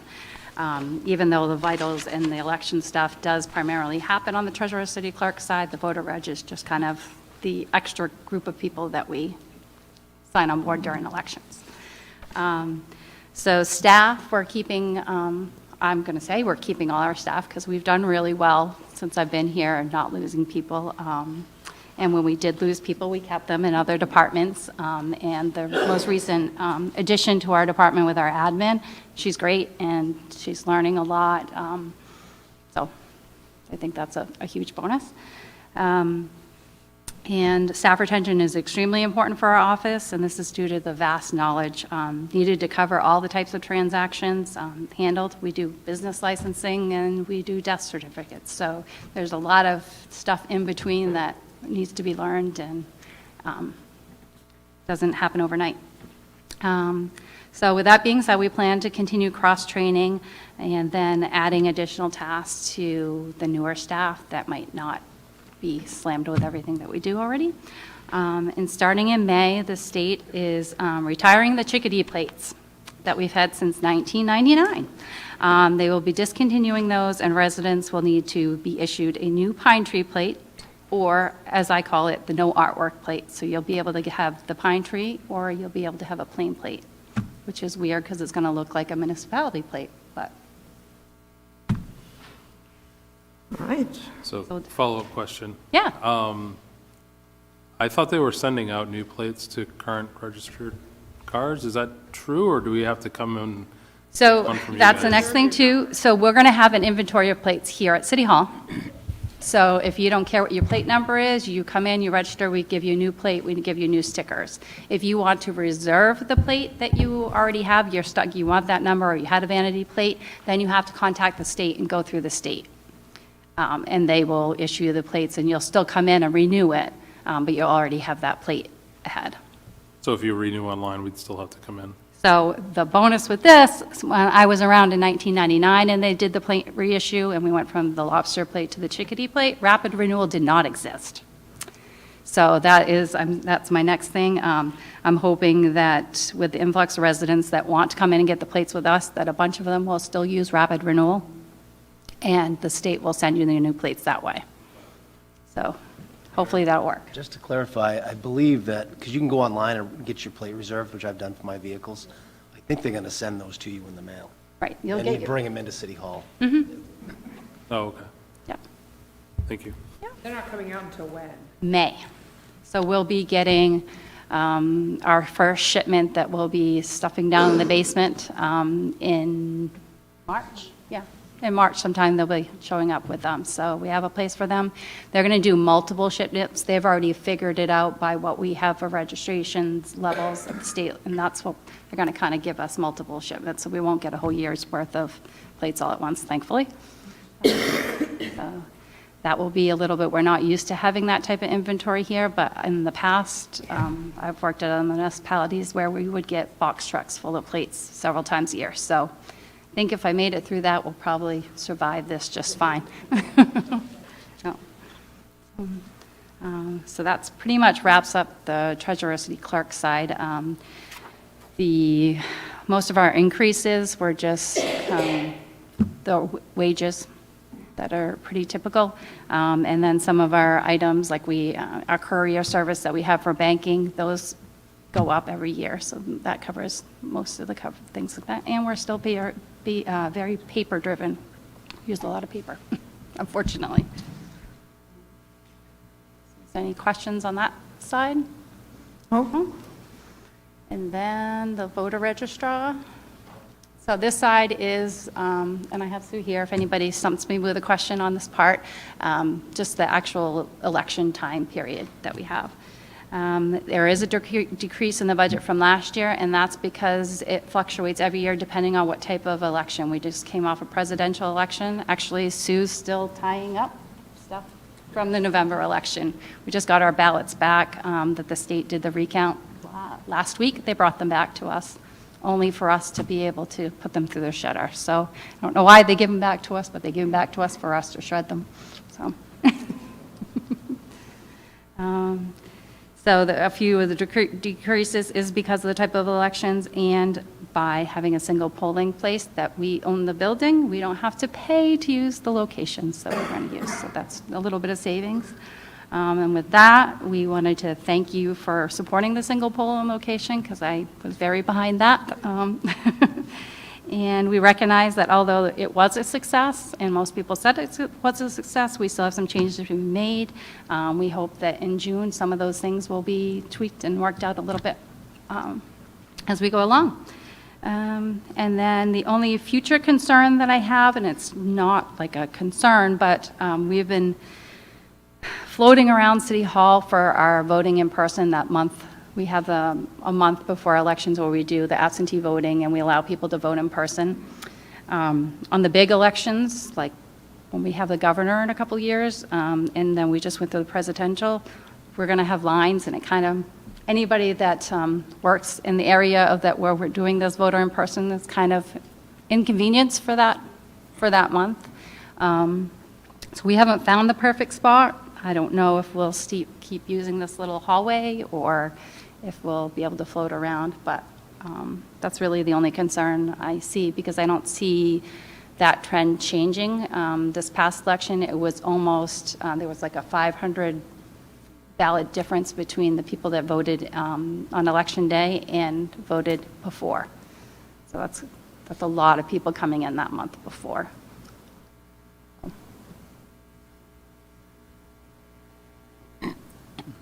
Any questions? About the single polling station, I'm all for it, so it's not that. The one complaint I had was all the bathrooms were locked up, so I don't know if we should address that, because we do have an elderly population that votes in person, and I think that's a little inhumane to close them, even if we have to pay for security for each male and female bathroom. If that was the worry, I would like something addressed on Yep. that. Thanks. I think that's something that we can work out, that we had, Yeah, we're going to address that next time. yeah. All right. Okay, thank you. Thank you. Let's move on to Eric Small. Thank you. Eric Small, I'm your police chief. This is my first budget, not by myself, but essentially taking charge of it. So I really did take this opportunity to really do a deep dive into it, try to learn as much about the budget as I could, and really try to call out as many things as we could to give full transparency. I think it's also important to note that police department, we do this, at least we start out as a team in, as far as having the officers involved, so they're part of the decision-making process, which is, I think, an important piece of the budget, because they're the ones that, are doing the work out there and know what they need the most. So currently we have 43 officers.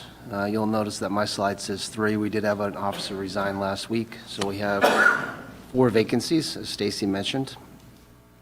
We also have 3 officers under contract for the retire rehire program, and I've called out their expirations dates starting in September, going through December.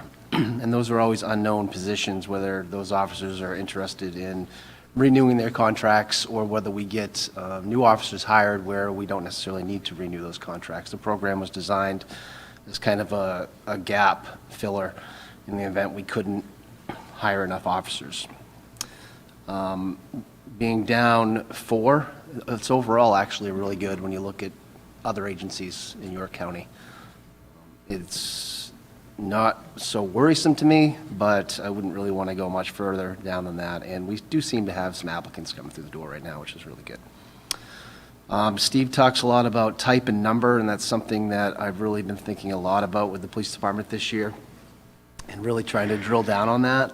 Right now, well, I shouldn't say right now, when we are up to full staff, in the past, what I have listed here is we have three people, one of those being the mental health first responder in the MHU, 5 people in the criminal investigations, 2 people at MDA, but as you see, as I'll speak a little bit down the road here about proposing moving 1 person out of that division, 1 traffic officer, 1 person moving a person into street crimes, and as you know, we have a K-9 unit now.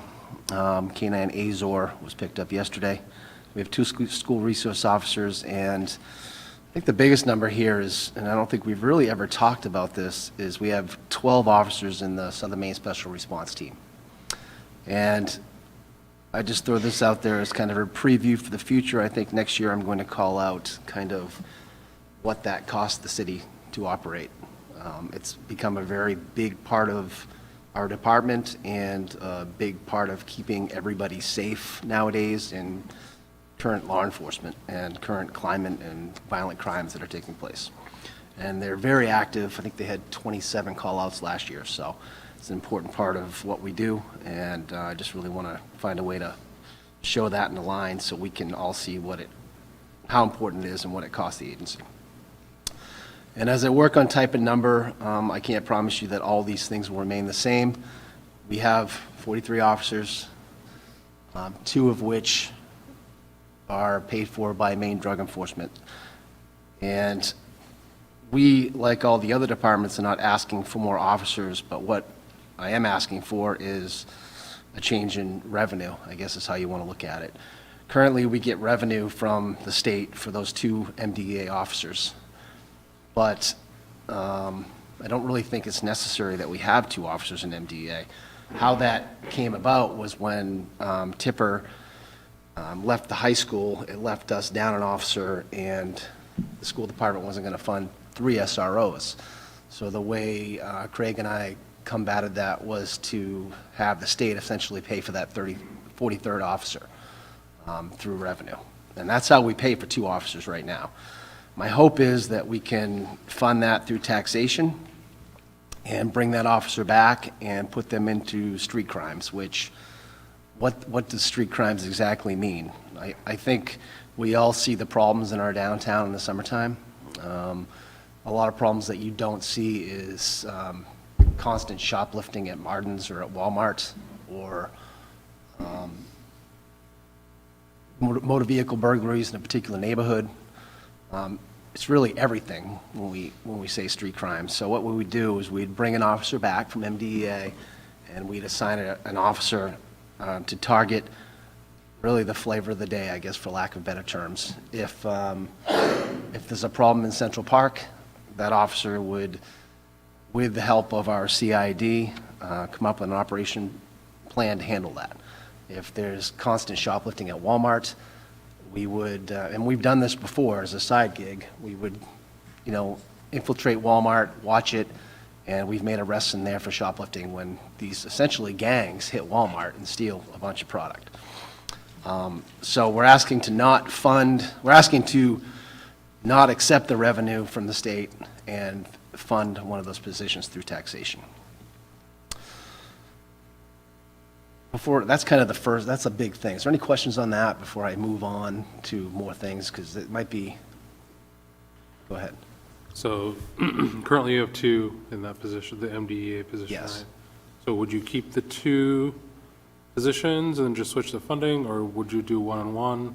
That's a great question. To have immediate impact, we would, and I've spoken to the 2 officers that are in there about this, we would pull an officer out of there because that person already works for us. So we could immediately start in July 1 when the budget kicks in, implementing this program as a way to solve some of the problems that we all see in the summertime. But in the wintertime, we're just as active with motor vehicle burglaries, thefts, there's a lot of things that, we don't do press releases on that are happening that we just don't have the person power to handle right now. Thank you. Steve, you did mention that when we had our initial meeting, but it wasn't reflected in the numbers yet, am I correct? It is reflected? Yeah. So you had moved it back in? So the expenses moved back in, Okay. and the revenue has been reduced by that one position. Okay, all right. Yeah, this is something I talked about too when I had my chief's interview. It's something that, I think is really important because right now we just are constantly shuffling people to fight whatever is taking place. And to assign a person to do that, I think is going to be a lot more effective. Okay. And Chief, just to, I guess, clarify, so if members of the public are listening, MDEA is somebody who engages in large-scale drug investigations. We're not dealing with, your syringe on the needle or anything like that. That MDEA is focused on something like that. So if we're taking one way from MDEA, it's not like we're not addressing any drug problems in our city. No, correct. MDA is, they're focused on, they have, I'm sure, a lot of targets. And to ask them to spend, 3 months in Sanford is just not practical. We could have, I really want to keep the partnership with them because they do a really good job. We've seen that recently. But I think if we can have one person in there, because other agencies, they're not going to lose a person. Somebody else will fill that slot, another agency that has nobody in there. We've dedicated 2 people in there because we think the partnership's important, and at the time we needed the funding to keep an officer. But if we can fund this through taxation, we would really, I think, be helping our city out at the local level. I think that was just the point I wanted to make sure, was that, this is, by doing this, this would be a bigger focus on the local level as opposed to, large-scale investigations. So, And I will say that they will come help us when we call them to run an operation in Central Park. But to expect them to come and do that all the time, it's really a difficult ask, I think. In some respects, having someone with the MDEA has been valuable training. Oh, definitely. So I when mean, you get them back, Exactly. you've got an asset there. Yeah, and Main Drug, they develop CIs, they develop a lot of contacts, they end up learning all the people, so absolutely, that's true. Okay, moving on. Axon Police Cruiser Camera Systems. So right now, we're using WatchGuard in our cruiser cams. We talked about this last year. And WatchGuard is a Motorola product, and it's fading out. And Axon is a system that is associated with our tasers, with our firearms. We remove our gun from the holster, the cameras go off. And we're going to outfit the vehicles with this one system where all the information is kept on the cloud. We already have a cloud system with Axon for our tasers and our body cams, so it's just kind of integrating the entire system. We had this in the this is in the CIP. We had this in our CIP last year, but we had, I think, one or two old cameras in the basement that we still could use from the old system, so we used them just because they were going to go to waste. So we had a little bit of money in there. I asked for a ramp up in the CIP, not for the full 4 cruisers, but just enough to cover 4 cruisers. So luckily, we had some that's going to roll over from last year, and I asked for only enough to outfit 4 cars. Once we get rolling with this, the camera systems are a lot better, and like I said, body cams, tasers, firearms, if you use any of those, if you turn your lights on in your car, everything comes on, so there's no chance of missing something. Right now, officers have to turn their lights on, their car camera comes on, they got a mic pack that goes with that, they have to turn the body cam on, and in an emergency, that's a lot to ask for an officer to make sure that it comes on. So this is really going to integrate everything. Sounds a lot more efficient, too. Yeah, it's very efficient, for sure. Increase in the overtime. I took a deep dive into the overtime this year. We changed a lot of our overtime codes in our Schedule Express, which is our in-house scheduling software, and it really made the supervisors drill down on why a particular officer is working a particular amount of overtime. So we really could see where it got spent. And we have that data, and we looked at it, and we looked at the year over year, and our overtime is still a little low. It's still, even with what I asked for this year, probably still a little low. But we also have to consider the fact that, officers are getting raises every year, every time they get a raise, the overtime budget obviously has to increase because overtime costs more. Mm-hmm. So that was one of the reasons there. Also, I call out SRT again. When you have 12 operators on SRT, when they go to training, when they get a call out, that costs money. We are efficient in the fact that if we have a call out, we don't necessarily send out all 12 operators. We don't call a guy off from day shift to run out to a call in Buxton. We are responsible with how we dispatch officers to those type of calls. But take, for example, the tragedy in Lewiston. A call like that is all hands on deck. We don't worry about overtime in that moment. And, knock on wood, nothing like that happens again, but obviously a possibility. Power DMS. Power DMS is our computer program that we use for our MLEAP accreditation. Right now, we have Power Policy, which has really changed the way we keep track of all our police department policies. And we're basically asking to increase our portfolio with Power DMS, essentially. They sell a lot of products. And one thing to consider is if you think about the data that police take in nowadays, whether it be on their body camera, whether it be on their cruiser camera, whether it be a use of force report that they need to document, race of all people, everything that we have to take into account, whether that be through an AG's mandate or an academy mandate. So we're asking to increase and I should have started with the fact that everything that I'm asking here it's a need. We're not asking for any wants. There's no wants in here, they're just needs. So Power Ready and Power Action, so the Power Ready is a field training module and performance evaluation module and a promotion module. So right now, everything we do, like take for example our evaluations. We have to do evaluations now on every employee for our MLEAP accreditations. We just got done doing them. All supervisors do those on paper, in Word. As you can imagine, they don't all look great.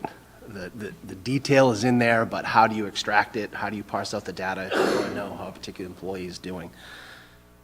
Same for field training. How do you know what they need help on? You have to look through all their daily observation reports to figure that out. Oh, they got a 3 here, a 2 here, a 3 here. What this allows us to do is really parse out data and help an employee or find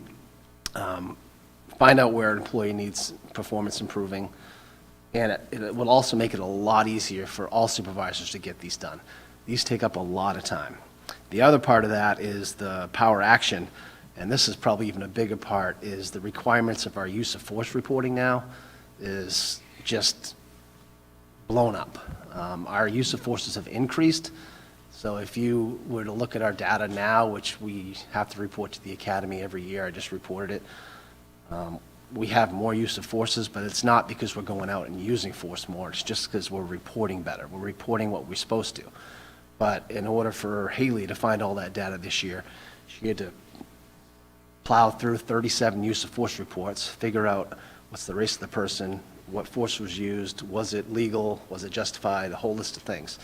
So by putting this in Power DMS and having an actual police program that's designed for this type of work, it's just going to save the department time. This will save, just in salary time, it'll pay for itself. I can almost guarantee it. So we're really just trying to increase our portfolio there, and that's probably one of the, if there's anything that I would say is definitely a need, it's the Power Ready, Power Action.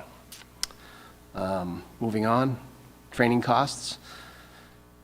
We did ask for a bit more in training costs. Again, that's associated with everything that we're required to do now. De-escalation, the special response team training. Just, we have so much training we have to do, whether online or mandatory. We're required this year we're required to do 20, each officer has to do 20 hours of elected training, and it just adds up. We do have the Alphon, which is great, and that's been helping us out tremendously. But there's no guarantee that that's going to last forever. We do know it's going to last this year for sure.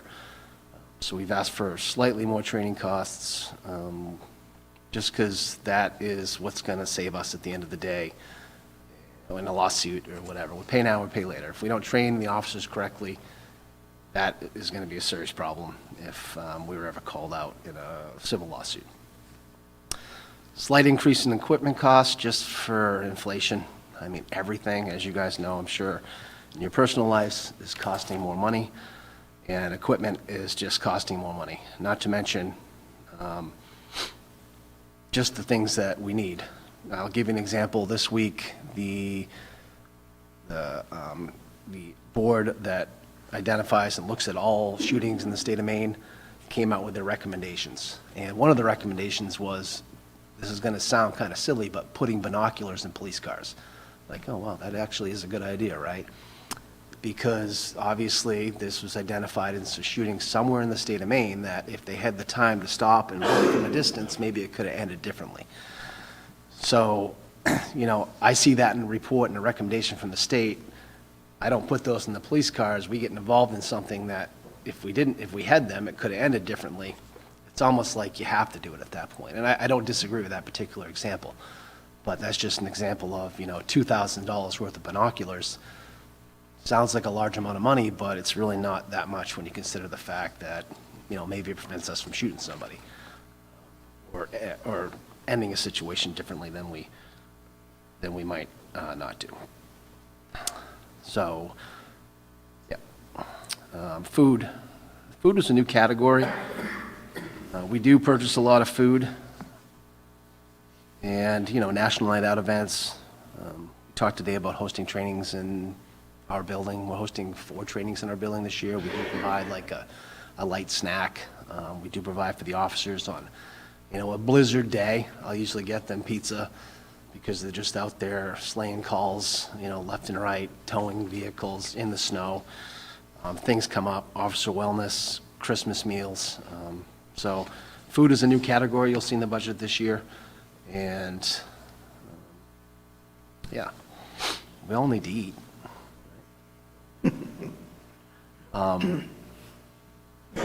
Fleet management. This one is, I'm going to try to explain this the best I can.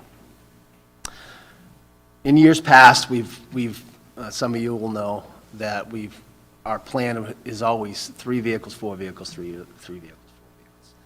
We got away with that. We got away from that in the last 3 years, and we've just been buying vehicles 3 at a time. And I wouldn't say that it set us, I don't want to make it dramatic. It's not like they're falling apart, but it definitely has set us back in the mileage of our vehicles a little bit. So this year we've asked for 4 police cars. I will say that we started out with, I think we got up to, I started out because another thing too that we didn't ask for this year, but I will be asking for next year, is vehicles for our school resource officers. In the summertime, often we have 0 vehicles in our lot. And that can happen in the wintertime too, depending on how many details we have. So you can't make new divisions, traffic, MHU, have more detectives, have a street crimes, and not have appropriate number of vehicles. And that's kind of, we've done a really great job at expanding the department and making these really terrific, specialties and groups that have made the city better and safer. But our infrastructure of vehicles has kind of slipped away. So we did ask for 4 vehicles, and next year I hope to ask for vehicles for the school resource officers, just in the sense that when a person pulls out in front of a school, they see a police car there. Right now, our school resource officers take their own vehicles to the school. Joe drives his truck, Chris drives his car. And when they need a car, they'll come in and grab one if one's available, because they do truancy checks and other things. So, but that's for next year. So this year, we've asked for 4 police cruisers, and we would be trading in 4 cruisers. So we would get, I shouldn't say trading in, we would be selling those in municipal. So we would get some revenue for our old cars. Also, keep in mind that this is the year that our lease purchases are ending. So as most of you know, we've leased our support services fleet. So for the last, the entire time I was the deputy chief, seeing this coming, I'm not Notre Damus like Jamie Cole back there, who you said, remembers everything, but I did see a few things coming. And one of the things I saw coming was, if we didn't get ahead of the vehicle situation, there'd be no way we could buy 6 new vehicles this year, because that's what we'd be talking about. So over the course of the last few years, we've kept a vehicle in the fleet rather than trade it in. We've made some other arrangements. But right now, this is the year our lease fleet will end. So you'll see in the CIP that I've budgeted for the remainder payments, which is 6 months, of our 6 leased vehicles, and asked to buy out the residual pricing on those 2 of them. And by doing that, this would, all our police officers, include our command staff, because you just gave us another command vehicle, which arrived a couple days ago. Our command staff will have police vehicles with lights. Your chief now has a vehicle with lights, which is nice, because, we had Kias before. But we're asking to keep the 2 Kias, one for Shannon, the mental health first responder who doesn't need lights and siren, and one for our travel car, which officers take back and forth to trainings. The good thing about these Kias is they have very low mileage, and it's a Kia. It's probably going to last for 100-something thousand miles. And at the rate we gather the mileage on them, they're probably going to last for another 10 years. So we won't be talking about replacing these vehicles for like 10 years. So that's what you'll see in the CIP for that. The residuals on them are a really good deal. And I'll tell you what's not a good deal is leasing pricing right now with the rates going up and the change of our presidency. Some things are going up. They're talking about car prices going up and stuff like that. I don't think we're going to see the cost of leases coming down anytime soon. When we first started this program, they were like $225 a month, which was, when Craig started that, completely affordable. But this last time we leased, I think our highest lease is like $475 a month. And we were looking at over $500 a month, and it just didn't make any sense to lease anymore. So it does make sense to buy two of these low mileage vehicles, and the other ones will turn in. Department, any questions about the vehicles? Because it is, no, you good? Okay. I'd like to make one comment about the vehicles. You spoke about next year probably asking for resource officer vehicles. You made a comment about them being parked in front of the schools. I was the very first junior high principal in Sanford to have a resource officer, and he parked that car, it was Tipper. He parked the car in front of the junior high. It lowered the number of incidences we had at the school. On a regular basis, every week, we had to call for the police to come to our building. When we had that vehicle parked in front, it almost cut it in two, that situations didn't happen. So when you think of any one of our schools being a police beat, wouldn't you have a vehicle available for that person who that is their police beat? So hopefully I'll be mayor next year, and you can bring that before me, and I would probably back that. You just got elected for 2 years. I know. You have to be here I'm next hoping, year. I'm just okay. saying. Yeah. All right. I mean, Cookies? Okay, then I'll come. Chocolate. as you know, like, police vehicles are a deterrent to anything. They don't have to be everywhere as long as people think they're everywhere, right? So, I mean, yes, they are a deterrent. You see a car driving down Main Street, you slow down. A vehicle out in front of the school lets a citizen know, lets a bad person know that, hey, there's a police officer in there. Plus, they do use them. And I should clarify, like, we wouldn't be buying brand-new vehicles for the SROs. They would end up with one of the older vehicles, and the newer vehicles would go to the frontline fleet. So, Yeah, I was kind of wondering why you don't just keep one of these this year and then one next year, the ones you're giving in. the reason why is 'cause that's where we started, and then I emailed Ronnie and said, hey, let's just put this off, because I don't think we're in a position with vehicles right now that I would want to keep. I can control a little bit of the mileage on vehicles going on them in the next year by saying, hey, this is going to be our last out vehicles. So the officers will take, like, these two cars last. Officers have territory on their car. Like, they drive car 10, that's their car, don't get in it, so, which is good, because they take care of it as their own. So, but I can say, like, hey, we're gonna use car 10 last, sorry if it was your car, find another one, because we want to keep the miles down, knowing that it's going to be an SRO vehicle. So I just felt like I'd be better prepared for that next year.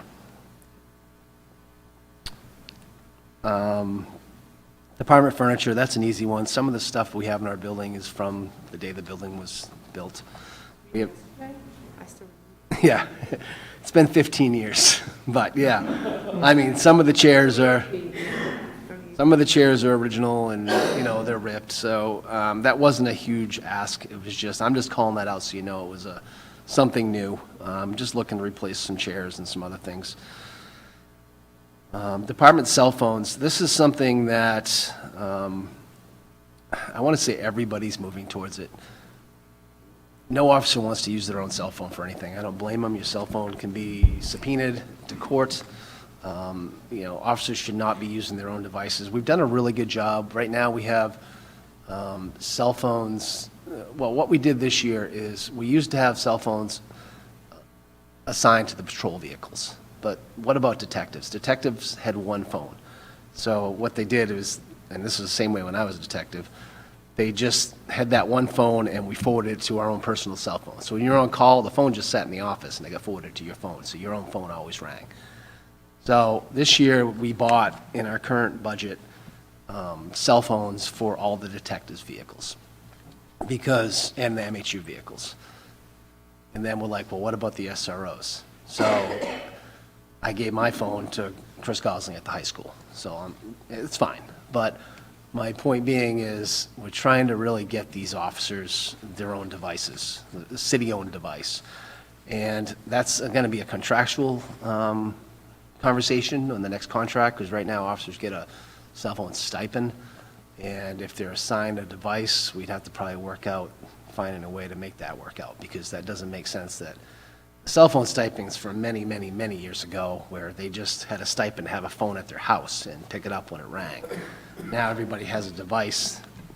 And not to mention, Bill Tower could talk about this, but many of some of the new software that we're getting may have mobile capability where officers can do stuff on their phone. You go to NYPD, each officer has their own phone. They can check names, run plates, do everything on their device. So I don't know if the new software is going to have that, but it's just a thought. I mean, I'm sure that is available or coming down the road.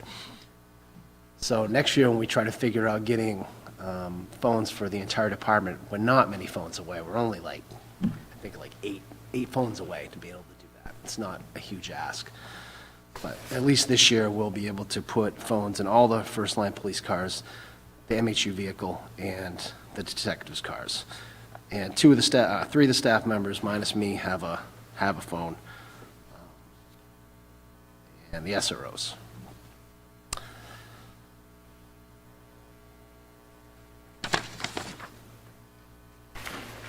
Crossing guard budget, I'm trying to give that away to Stacy. She's shaking her head. The crossing guard budget is such a strange thing. We have it in our police budget. There's no changes to it. Stacy does a great job managing the crossing guards. I don't really see them, talk to them. They're not really part of the police department, but it does fall in our budget. I tried to talk to Mr. Nelson and say, hey, you can take these over, but... I kind of liked it when kids used to do it. They put on their little vest. Yeah. But he gave me the same thing that Stacy gave, was a head shake no. So it is in the police department budget. There's no change to it. Their hourly rate didn't change. We have 4 crossing guards and 1 head crossing guard. He gets paid a little bit more to kind of manage them. Middle school guy is quite busy in the morning. They're important. I'm not trying to diminish the position, because when they're not there, the officers go out and direct traffic. And, I never minded it when I had to do it, because, I like joking around with the kids and stuff, but, when we are busy, it can be tough. And sometimes we can't get there if we're busy, and then it can be dangerous. So it is an important position, but there's really no changes to it, but it is still in the police budget. And, of course, as you know, the SRO budget is separate from the normal police budget. It's called out in a separate part, and you had the contractual increases in that with no other line increases. And we pay for, 187 student days, split that with the school. And they're a great partner of ours, and things are going really good at the school with our new SRO. I just wrote in here about the vehicles, but I've already told you about that. So you won't see any major changes in the SRO budget. So that was an overall impact of, actually, you know what I wanted to mention to you? The rest of our CIP, you're going to see these things year over year, as you know. You always see the police vehicles, the body armor. You're going to see Axon in there forever, because the cloud space and the cost of just running it's never going to go away. The lease vehicles will go away.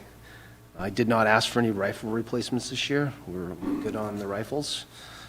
And I don't even really want to mention the live scan fingerprint thing, because I know how much you guys love talking about it. So let's pretend that's not in there. What do you guys think about that? Bob? It was definitely going to be my question, what happened to that, so now you answered it. We're all set. Yeah, all honesty, it was in there at the beginning. But when I'm talking to the manager, it's just not as important as a police car, honestly. And it's, what was it this year, $22,000. Ironically, I did just get the information from SBI today about our fingerprints, and we were 67% compliant. So that's on the topic for our leadership meeting tomorrow. Do we want to be 100% compliant? Yes, but they're also asking us to take fingerprints, and this wouldn't matter if we had a scanner, in the field. So you give a summons for criminal mischief. You catch somebody smashing a mailbox. You write them a summons on the street. the expectation is that person will come back in and get their fingerprints taken. We're never going to see that person again. So that's where we're missing people. And that person would still be missed even if we had a scanner. So, you know, I don't want to get mixed up on the scanner. It's a great thing if we could have it, but it's not our highest priority. You will see the body-worn cameras forever. We just, as a side note, we just had our body-worn cameras replaced. That's part of our regular maintenance program. We just got all new cameras, and that will kind of go on forever to keep us up with the latest technology. And then the leases will be gone. So with all that, we ended up at 4.1% increase, totaling $215,000. That's a lot of money, but I don't think it's pretty good. I feel really good about it. Do any of you have any questions? Nate? Just a quick question, Judge Eastmal. I think I must have missed it. The Power DMS, Power Ready, Power Action, can you tell me what line item that's in your Yeah, sure. budget? Now, let me find it for you. Yep. That is under contract services. That's what I figured. Yep. And you'll see the Power Policy Professional, that's for our accreditation. And then if you come down a little bit further, you'll see where it says Power DMS subscription for response to resistance and aggression reporting for 2-year contract. So it's 12/4/4903. It's almost down at the bottom. Perfect, thank you. Jonathan, you had a question? Yeah, I just was wondering how the new radios you guys have been using have been working out for you. We've been finding those- Fantastic. Yeah, you're talking about the portables? Yes. Yeah, no complaints. They come in great. The fire department's looking to buy a bunch of them too, so they're fantastic. Good. Okay, thank you. Any other? Thank you, Eric. Thank you. Appreciate your report. Benched. I'll take it. Okay, Scott, you're up. All right. Hard act to follow there. It is. Yeah. You can do it. So thank you. My overall operational budget stayed flat. The only changes were things I don't have control over, wages, benefits, some increased costs and supplies that I know that are going to happen, but other than that, tried to stay status quo on everything moving forward operationally. That's great. The big thing I looked at was going over overall numbers, and I've really trying to research that for past, again, being new and seeing trends and different things that go on in the community. So emergency calls on the fire EMS side fall between that range of 19 to 22% of a population. Sanford runs about 21% of a given population. Why I found that interesting in looking that up and then actually running the numbers and watch it fall into place was being part of the planning process now with codes and looking at new places come in. There's more than 500 units coming into Sanford planned or already in progress at the current time. Lightly looking at 1,000 more people in Sanford, which will bring our numbers up. Our budget is based off in that percentage, that service-driven call number. That's historically what it's been, and that's what it maps out to now. 23 to 24, there was a 5.5% increase in calls, just because of things coming in. If we're looking at industry and housing, that number is going to go up. The number per population plus that additional call number, which it's going up. We're not seeing nursing homes built every day. I talked about this when we saw the ambulances. People are aging in place. We're doing more of those calls. We're helping somebody up off the floor, helping them get into their house. That's a regular day-to-day call now. 10 years ago, that was unheard of. People didn't call the ambulance for that. But that's where we are now, and it's statewide. It's not Sanford driven. That's a common occurrence. So that's why looking at those numbers was very important, especially for my page 2 part of my presentation is asking for the last 2 for that buildup. Currently, we run 2 crews of 12 and 2 crews of 13. And keeping up with the volumes and lost time on 2 shifts, that's kind of hard to go. And I know it's a tough year. But it's being driven by the service, not by wants. It's kind of a need of our community and how they're using our services that we provide them. The community paramedicine program, it's ready to go. It's turnkey right now. If I could have a person, I would take them in a heartbeat, and it would be great to have 2, but we are still searching and pushing for that revenue to be in place and to get that paid for without having it an unfunded piece, to make sure that we're covering those costs of having that body. We are actively seeking grants in that. We have one into Maine EMS right now for $125,000 and one into MEHAF, which is Maine Health Access Foundation, for $50,000 a year for 2 years, which would put a body into that seat. We fall into the requirements for what that would be. If those are successful, we'd be able to fund that position fully without any burden to the city. And that's without any reimbursement in place. We're still waiting on DHHS's ruling for what the category will be and what that reimbursement will look like. We know we have a need. Our system's already generated a very healthy list of patients that would benefit from it. Automatically, it's built in.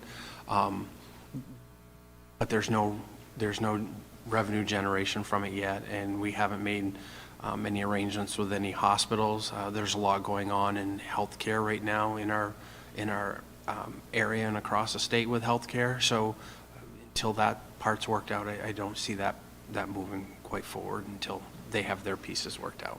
I'm very excited to have the program and very excited to use the program, but still holding back on that conversation. My capital improvement program, like I said, operations stayed flat. Capital improvement program, we have our regular items on there, our standard leases. I'll go over each one of those individually. But I did want to talk about future things. So the lease payments on engine 1 and engine 3, those were lease agreements, a 7-year lease term. Those will be coming due in 2027, 2028 budget. And we've already started looking into replacements for those. And the only reason we did it is we have 3- and 4-year build times on replacement engines.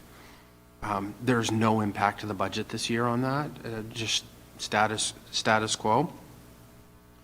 The ambulances have already been put on order. One of them is paid for, one will be tax funded, but there's no impact to the budget on those this year. The only 2 new programs that I do have on my capital improvement are a command vehicle replacement to replace a 10-year-old Tahoe, and the radio project, which Chief Small getting the same things that the PD has. Heavy Rescue 7, that was going back and looking at that was a used vehicle purchased. It does require it requires a lot of maintenance. It is not included in my capital program to replace that. We did sign an agreement with the county for as a regional asset, and we were able to apply for a regional grant for that through AFG in the second term. Regional grants are much more favorable than one community. And they backed us up and wrote a letter to add to our granting process for that. And again, the ambulance is ordered. One is fully covered through grant funding. The other one will be out to taxpayers, taking the place of other ones coming off. So one will go and one will come in. The communication project that was addressed, again, learning process as getting through different things that were addressed and had plans for. I found through all these process that the radios, our communications were horrible. They're very patchy. Our geography here is tough to talk in, just being in the valley and then in and out of it. But the radios, we have limited interoperability with outside communities, our partners, people that we work with. We can't talk to any state agency. We can't talk in Biddeford. We have a hard time in New Hampshire because our radios we don't have multiband radios. I didn't even realize that the radios here, most are between 10 and 12 years old that we're using now in-house. The radios are expensive. They would be on the same thing that the PD got. We'd all be on the same playing field with the same vendors, and looked at ways of doing it. Instead of purchasing them, do a lease, travel it over 7 years to lessen the impact, and I have a breakdown that on another sheet. The command vehicle did the same thing with that, break that down over a multi-year so it wouldn't be a big hit, and would get rid of a 10-year-old vehicle that we have in play now and change the vehicle, go from the Tahoe setting to a Ford F-150 type with a cap on it, with a slide tray, make it more usable and more beneficial for our uses. Next sheet, I have the breakdown and everything, and even with the 2 new added projects on this year's capital, our capital still come in at $24,574 less than last year's capital plan came in, by being creative on how we purchase things and being creative on not just how we got them, but what we got in its place. On top of this, I don't have the sale of the current used Tahoe in here realized in this number, so there'll be more savings on top of this. So the radio's 46,000 times 7? The radios are $5,000 a piece. Yep, I felt the same way that you're looking at me. Couldn't believe it. Then. All right. Yep, for a multi-band radio, and that's not the most expensive one out there. I'm sure it is. It's not. So I know the PD has kind of the better radios. Are there maybe some less expensive options that we could be looking at for the fire department? This is. It is. And it uses a local vendor, so something that we can take care of locally and get serviced and have somebody, as opposed to going to an outside person and then having to deal with somebody outside, and all the things that go along with that, mailing back and forth, and there's no buy-in from the outside. If we use a local vendor, we do a little bit better, and we're supporting our community. So the other fire departments that you have to interface with don't have analog capability, is that what you're saying? Some are UHF, some are VHF. The state's digital. We don't have any of that capabilities. Okay, thank you.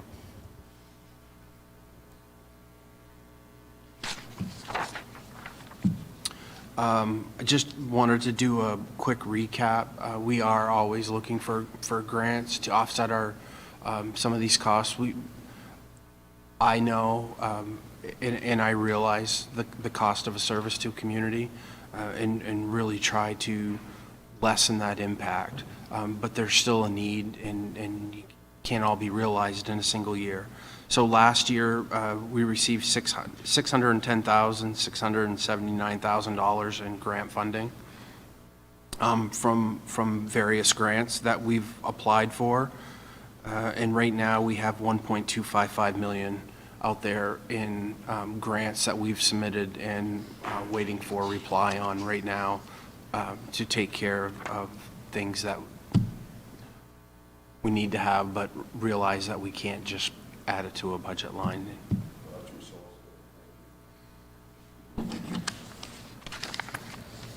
Any questions?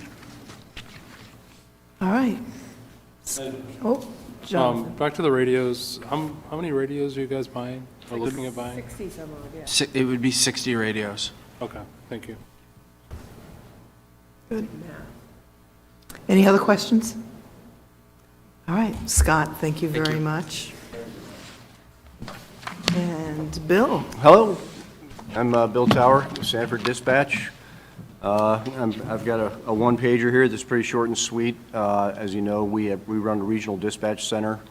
We dispatch for 5 police departments plus the sheriff and 10 plus fire emergency services organizations. My budget increases this year, I believe it's 16.1%, something like that. And that increase is due to what it really is we're accounting for my overages, which I've had for the last 3 years, and those are driven by overtime costs when I lose people. So let me draw the scenario out for you. We staff all our seats 24/7, 365, and that staffing requirement is driven by the number of radio frequencies that we have to cover and our call volume. So when I have somebody that I lose, I have to hire somebody, train that person, and while they're being trained and not being really a productive member, somebody else is filling that seat in an overtime position. So it's very expensive. It's about $58,000 per trainee when I lose somebody. So the increased cost this year that I put into the budget is so that I cover my overages that I've had for the past couple of years, because we've been too optimistic in determining how many people we will lose. I've lost an average of 4 people the last 4 years, and so that's what we've put into the budget this year. That's why the overtime cost is so high. That's about it. I'll talk to where we're at right now. As Stacy said, we have one person we're waiting to get hired right now who's pretty much through the process. We've got a couple interviews to do, and then we'll be back at 22, hopefully. That could be great if we stayed at 22, but that's not what history has told us. Our CAD system, we're still up in the air on that one. The RFP was put out by the county almost a year ago. They're down to 2 vendors. Vendors have not provided detailed pricing yet. That should be coming in the next month or so. And then we'll know where we're at with CAD pricing, what kind of an FY we're looking to pay that out on, and where that goes from there, we don't really know yet. All right. Questions? Any questions? Nate? Thank you for coming to present today. Yeah, no problem. I just noticed an item in here for food and beverage, Yep. and saw that go up to $11,800. Is that, like, what do you typically do for food and beverage beyond just, So we actually have a snack bar, little snack bar. If you don't know, our dispatchers work 12-hour shifts. They all bring food, but sometimes they don't bring enough food, so we have a little snack bar there that we provide to them. We replenish that. Admin replenishes that, has in the past. We do quarterly cookouts just for camaraderie.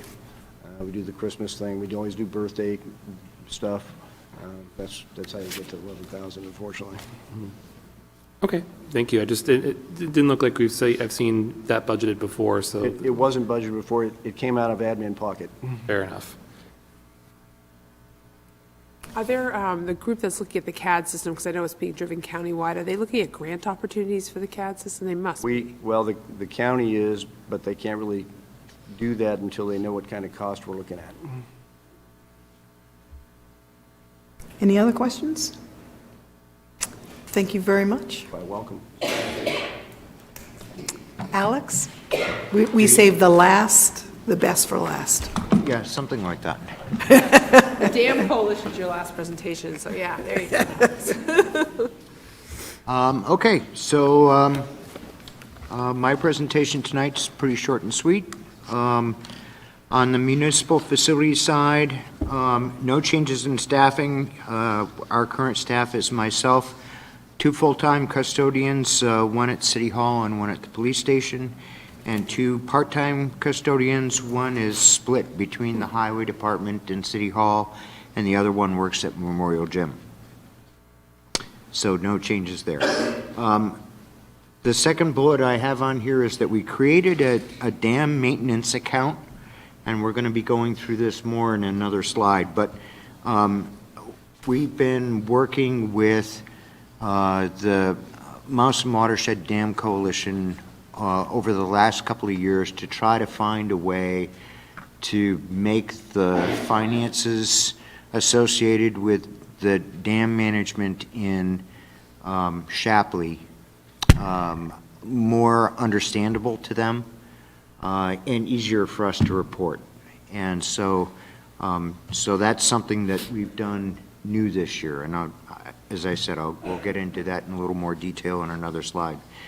And then for the capital plan on the facility side of things, I've requested to replace the 2 boilers in the annex. These boilers go back to 2003, so they're 22 years old. Expected life expectancy for a boiler these days is about 25 years. We have had some trouble with these boilers in the last couple of years, with crack sections and leaking between sections and that sort of thing that have had to be replaced. This is a good time to do this because we actually have the remainder of the EECBG funds that were used to replace the street lights, and that's $75,000. That's $75,730 that's available and can be used for this purpose. So that's what I am proposing there. And then the second thing that I've requested, we've had over the last 3 or 4 years, we've had 2 occasions where we've had the basement flood due to a problem with the relief valve on the backflow preventer for the sprinkler system.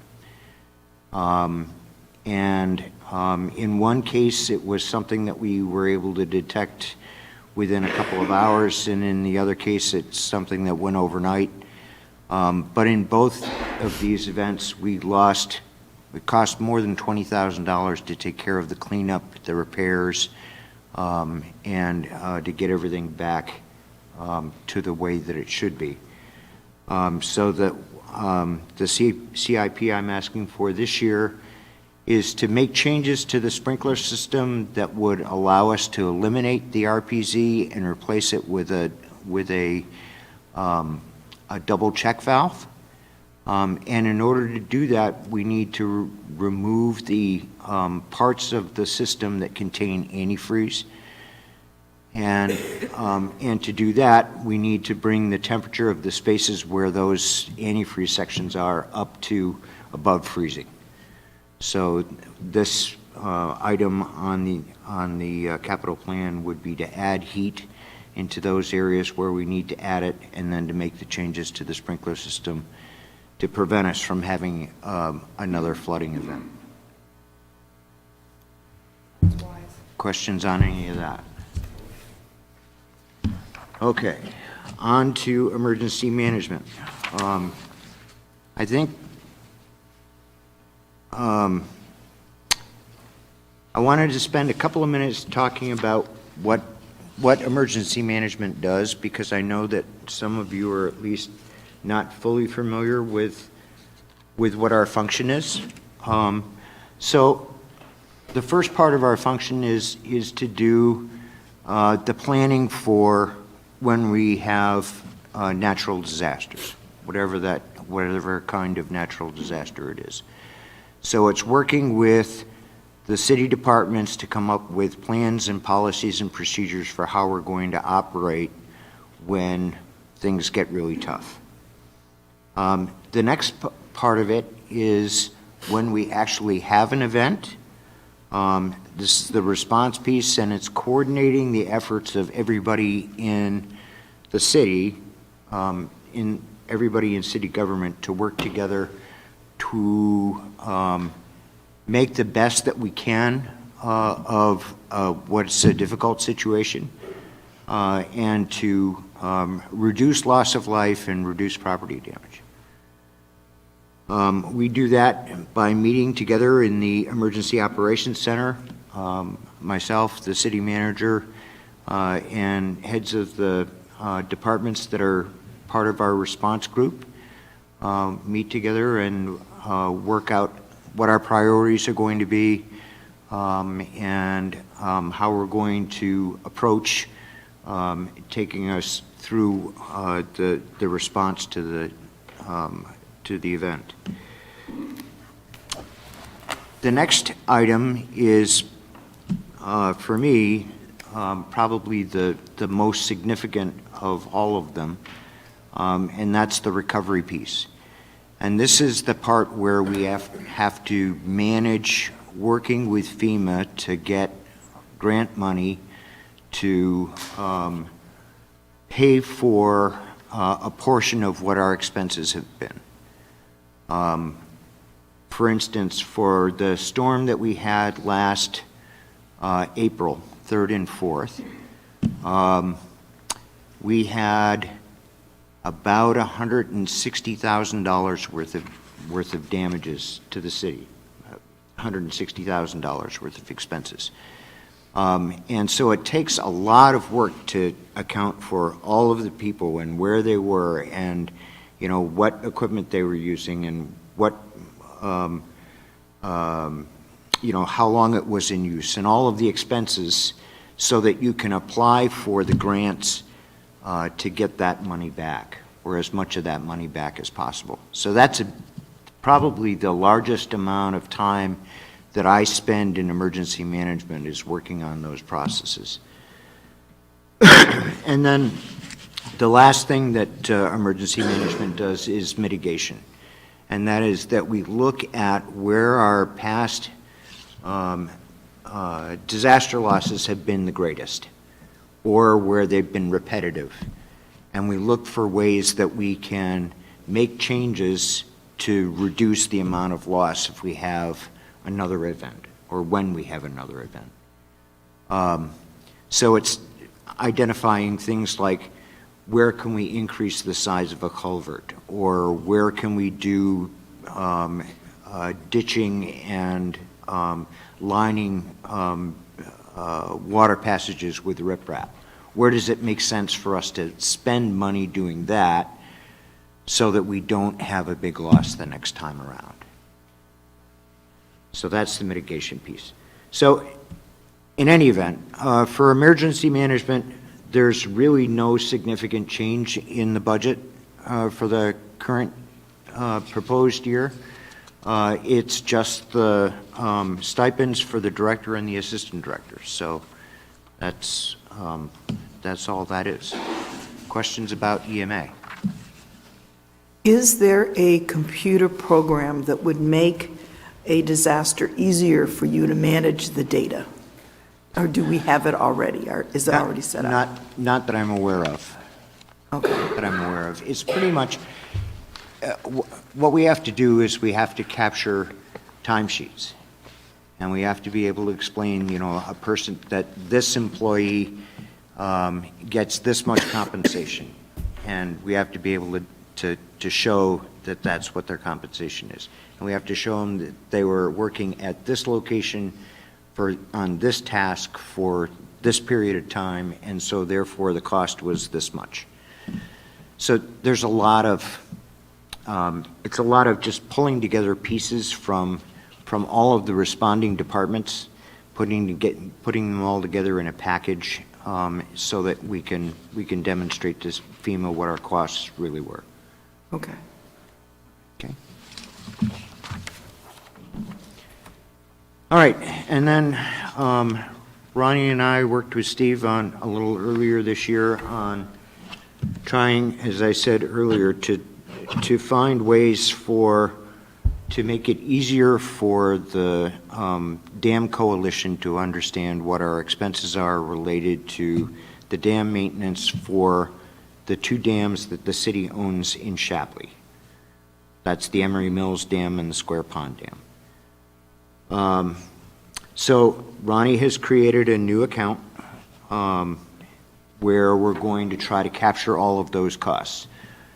Up until this year, or up until this new account, the expenses were spread over different departments and different account numbers. And so every time when the coalition wanted to report on what our finances were, we had to sort of pull together different pieces of data from different places and put them together in a report. This allows us to sort of pull everything together in one organization so we can run a report for that organization, and then it's a lot easier for us to manage. I think it's a good idea just because you get the changes of the people on the various boards. I was shocked at the last meeting I went to at all the new people, complete lack of knowledge, and simplifying is only going to aid you every time that board changes, or those boards change over. So, so what we pulled together, what we pulled out of the facilities budget and put into this new org are the part-time wages for the dam keeper, the non-contract services for the Shapley taxes, the property taxes, and $11,000 worth of dam maintenance expenses. So that's basically the operational expenses, or at least Sanford's piece of the operational expenses for the maintenance of the dams. And then we also have the offsetting revenue of $12,760, which come from Acton and Shapley, and that pays for their 25% share. Each of them pays a 25% share, and the city of Sanford pays 50%. Questions on that? That is the most scrutinized $25,000 in the entire budget. Oh, it's something. The 14-person board that It's interesting because works on that. when it starts, when new people start, it's a very accusatory conversation until you can get them to understand what it is, how the funding works, et cetera, et cetera. It's not that anybody wants to break it apart. I think they all understand the value, but are we spending their money wisely? We must not be, because we're the big bear to the... I would say that is the most complaints I get out of Maura and Steve, is after they attend that meeting. Some of those meetings can be absolutely brutal. It's true. It's painful. The least amount of money in a budget, and that's... It's painful, for sure. Well, thank you, Alex. Appreciate it. All right. Thank you, everyone. We will meet again tomorrow. What?